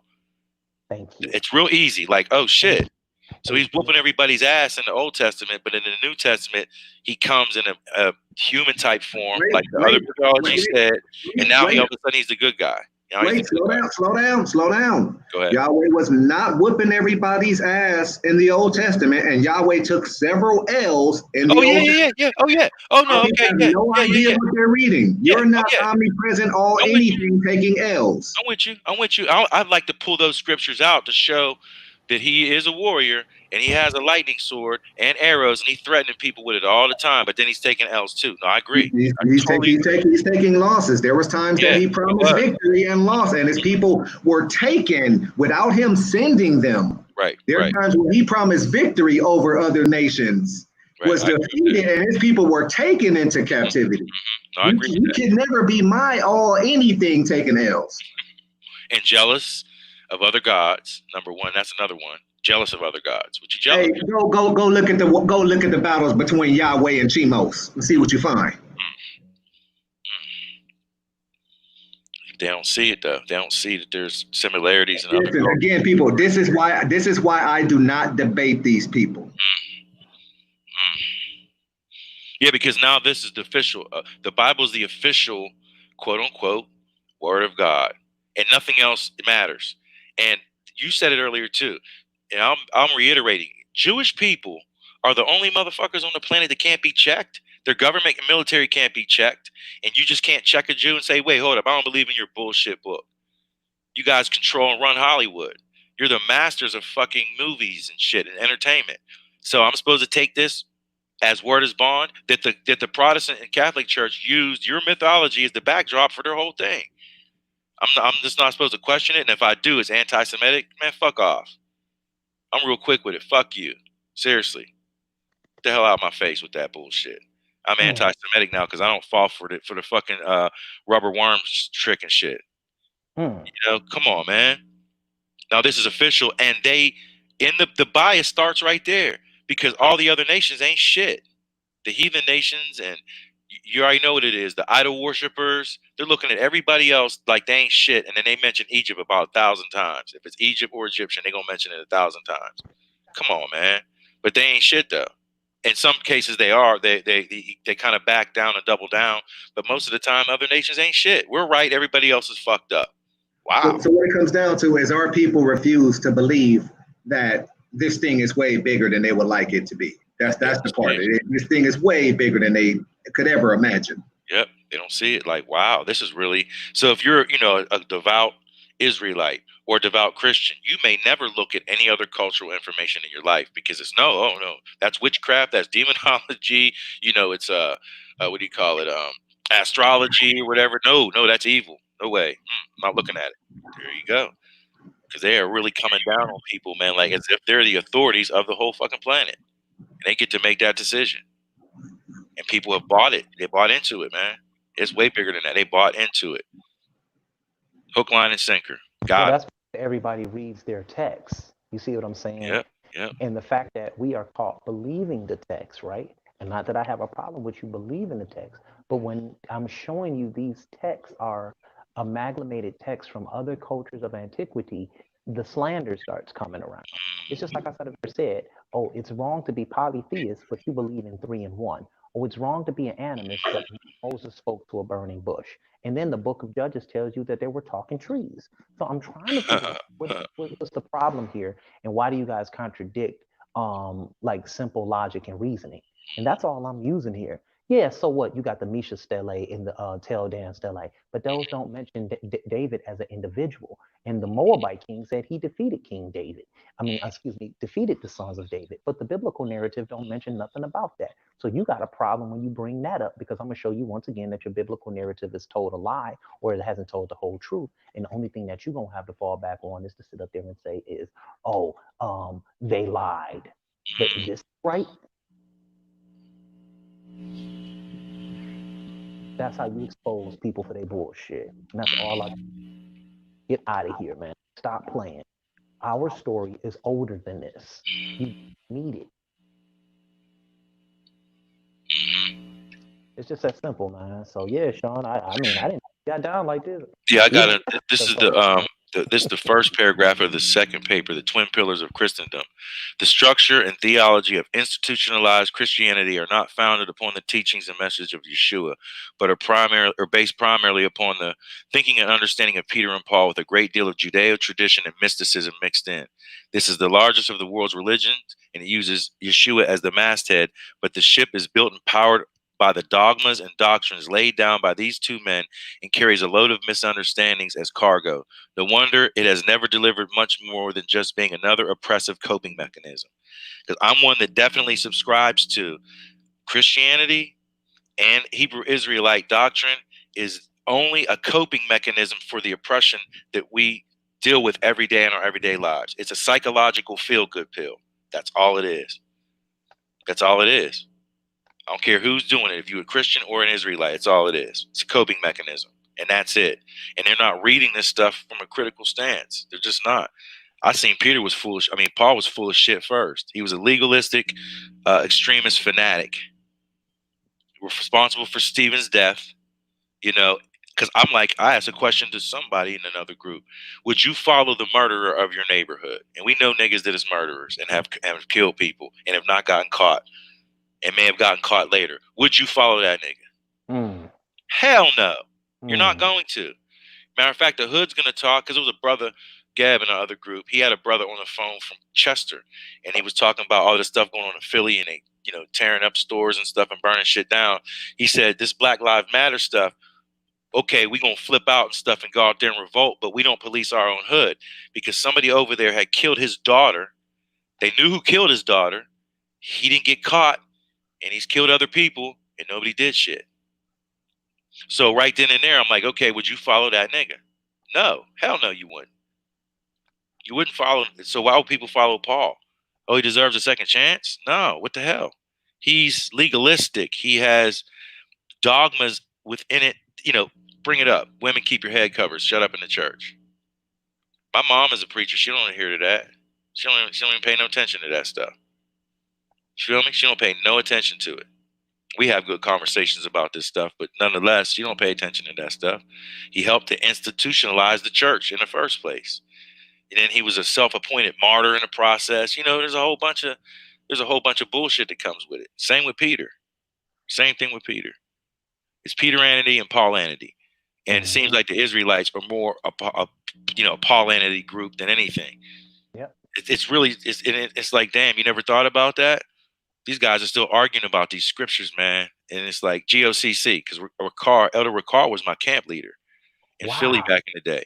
So I haven't talked to him in years, but I'm like, yo, whenever he was debating the white dude, what was his name? He's a theologian. James. I was like, I'm gonna throw you a lifeline, but you're not. You're stuck at where you were stuck at 20 years ago. And you're gonna bring up the two Babylons book, man. You gotta nail it down, and you couldn't talk on his level. And he made you look like shit. He made you look like shit, bro. I would have threw you a lifeline. I don't even believe in your doctrine. Jeez. You know what I mean? It was embarrassing. I was like, man, he embarrassed himself. And his followers, because one of my homies is still following him, and he was like, nah, see, what it is I said, what it is he got his ass whooped. He wasn't prepared for nothing like that. He wasn't prepared for it. And James White knocked his head off. Right. He knocked his head off. Good. He sat up there and he just stuck with a theologic standpoint against Ricard. And Ricard even made excuses talking about he just got off a plane and he was tired. Man, get out of here. You got beat up in that debate. Right. It took divine prospect to come somewhat and give y'all doctrine some type of relevance again. It took him to come and do that. You know what I'm saying? I was an Israelite at that time. So I just be telling people like, man, get on out of here with all that nonsense, man. That stuff's not real, man. That's why I tell all them theologians, like, man, y'all ain't talking about nothing neither. You know what I'm saying? Y'all just trying to give yourself as a culture some type of relevance or try to make yourself seem smart by bringing out these theologic conversations. That stuff don't faze me. You know what I'm saying? I'm tired of people saying like, talking about this stuff like, yo, man, ain't none of this shit happened in almost 5,000, 4,000, whatever years. He's, according to the doctrine, he already came back. I'm gonna make another point because I'm gonna go soon. The book of John, because we talked about this in another group, explicitly says that John would not see death. Jesus said, John, you're not going to see death. The first text in scripture in the book of Thomas says, he who reads this and hears these words shall not see death. And I will pull it out of the Egyptian text, and I have it here somewhere because I got a shitload of books spread out around me, that if you could look into the realm of the Rosto, that's French, which is the realm of Osiris and the realm of the dead, if you looked into the realm, you would not see death, but yet the Duat story is written in Tutmos III's tomb, and he's dead. Now what? Don't y'all see where and nobody, there's a pattern there, and it's like, well, wait a minute. This is being talked about in the Egyptian heaven and hell. It's being talked about in the New Testament, and none of it's come to fruition, or at least from our own way of thinking. The pharaohs are dead. John is dead. Thomas is dead. And ain't nobody I ever know cheated death and lived forever. End of story. So what are they talking about? We got to go into the Egyptian text then and pull it out. We got to pull it out and see what's going on. But they're cherry picking it from other sources that were probably popular at the time that people verbally talked about. There was no books. They didn't walk around with books and even the late period of Egypt, etc. They didn't walk around with books, man. They weren't. But this stuff is written down in tombs and art And the Israelites won't ever look to see, well, what's the same with what I'm reading in another culture? Where's the similarity? There's similarities, but I know for damn sure that John wasn't supposed to see death, and neither was Thomas, and neither was the pharaohs. They're supposed to live forever, and they're not. So, you know what I mean? Come on. And what, Tutmos is what, 16 to about 1800 BC? Around that period of time? Maybe? It's New Kingdom. What is he, between the 18th and 20th dynasty? Something like that. I think y'all understand where I'm coming from, though. I think you understand where I'm coming from. I'm going to pass the mic, though. I'm going to pass the mic. Passing the mic off. Y'all still there? Yeah, I'm still here, so I'm Yeah. getting ready. Yeah. So, Yeah, it's just, there's things that we need to talk about, but the Israelites aren't going to be willing to talk about it. Your ass should have been on here talking about this shit. Yeah, well, you know what? I chilled out because look, when I'm in them other groups, they get so offended. Jeremiah, we cool, but he got mad at me one time. I was like, you just hate the Bible. And I'm like, no, I don't, man. It's not that I hate the book, but I'm saying, damn, if I oppose it, now what? I ain't shit. I don't get emotional about the stuff, man. Yeah. I used to be an ISUPK, and I told the brothers I still have a garment somewhere. Ooh. And yeah, I still got the garment. Ooh. It's probably at my other place in the closet. I got the garment, I got the war scarves and everything. And if I can be confounded, I'll put the garment back on and I'll go back on the street corner. I'll go back out there and help the cause. I got everything ready. I'll rejoin. I'll say, I'm so sorry. Please, please accept me back. Even though it ain't gonna happen. That's some real shit right there. He said you go back on the street corner and I'll shit. go back out there. If y'all can running miles around for that one. Yeah, like it's just once we grow, man, it's like you just get past it. Yeah. You gotta get past it. And it's either now we're gonna just enjoy the ride or keep going further into these scriptures and showing people what they should be challenging. You should be challenging this stuff. You shouldn't be just, I'm an Israelite. Oh my goodness, I'm going in. Because, okay, challenge number one.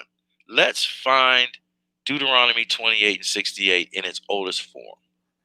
Let's make that's the glue. If we can't prove that scripture as having any validity in the time period that they say it actually happened, and we can't trace that scripture back, that's the glue. Deuteronomy 28, 68. All right, so let's just build on that real fast. Go Okay. ahead. First of all, that has nothing to do with modern times. It has nothing to do with a future time, of course. Okay. First of all, that's that. Second of all, it doesn't say what people are trying to make it seem like it says. Right. And third of all, that has to do with instruction for them to not go back, but they had to go back, and they did go back and turn and go, they did send themselves when people really understand. They did actually do that. But it's not like it was a future prophecy for something to come. It was something that happened as the story's being told. They did go back. I'm forgetting all the details and why they went back. I think it was for one of their brothers. But the tribe of Judah did decide to go back. The whole entire tribe of Judah did decide, hey, listen, we got to go back into Egypt for this or that reason. I just don't have the details. That's probably not fair of me to come and put this information out without all the details, because then it sounds pseudo. But people who really understand the story really understand why they did go back and understand that this is not a future prophecy. And like I said, again, depending on the text that you read, you can get a more clear version of that. I can actually show y'all one right now. Better version of what that says. You video on that. It's in the Greek, I think. And it's totally different than what we see in the King James Bible. Like, wow. Right. I just know it doesn't appear in the 4Q39 Dead Sea Scroll record, because that's where the controversy comes in. And I've demonstrated that years ago, where if you Google it, there are some Christian sources that say that Deuteronomy 28:68 is in the 4Q39 Dead Sea Scrolls, and it actually is not. The Leon Levy collection does not sign off on that and say that Deuteronomy 28:68 is in that collection. The word they're looking for is I spake. Wherefore I spake unto thee. And I forget what the Hebrew word is for I spake at this point. And it has an occurrence in the King James Bible of like 5,000 times. And if you look for the fragment, it's not even there, number one. So they're trying to say that I spake completes the entire, that one word, they built around it and said, well, that Deuteronomy 28:68, here it is. But you can't find the word in the collection. It's not there. So that's falsity. That's false information. And it's coming from Christian sources, and it's not signed off by Levy. You can look at the shit now in infrared and scanning and all that. You got to find the word. And I have the word here somewhere. And check this out. Check this out. This is a contemporary English version. This is a CEV. They just write out in plain text what was there, without using any of all the other techniques and stuff that they use. I told you never to go back into Egypt. I told you never to go back to Egypt. But people don't really understand the story of what happened and why they went back. I told you never to go back to Egypt, but now the Lord himself will load you on ships and send you back. Okay, and there were ships right there. It's not ships as you think.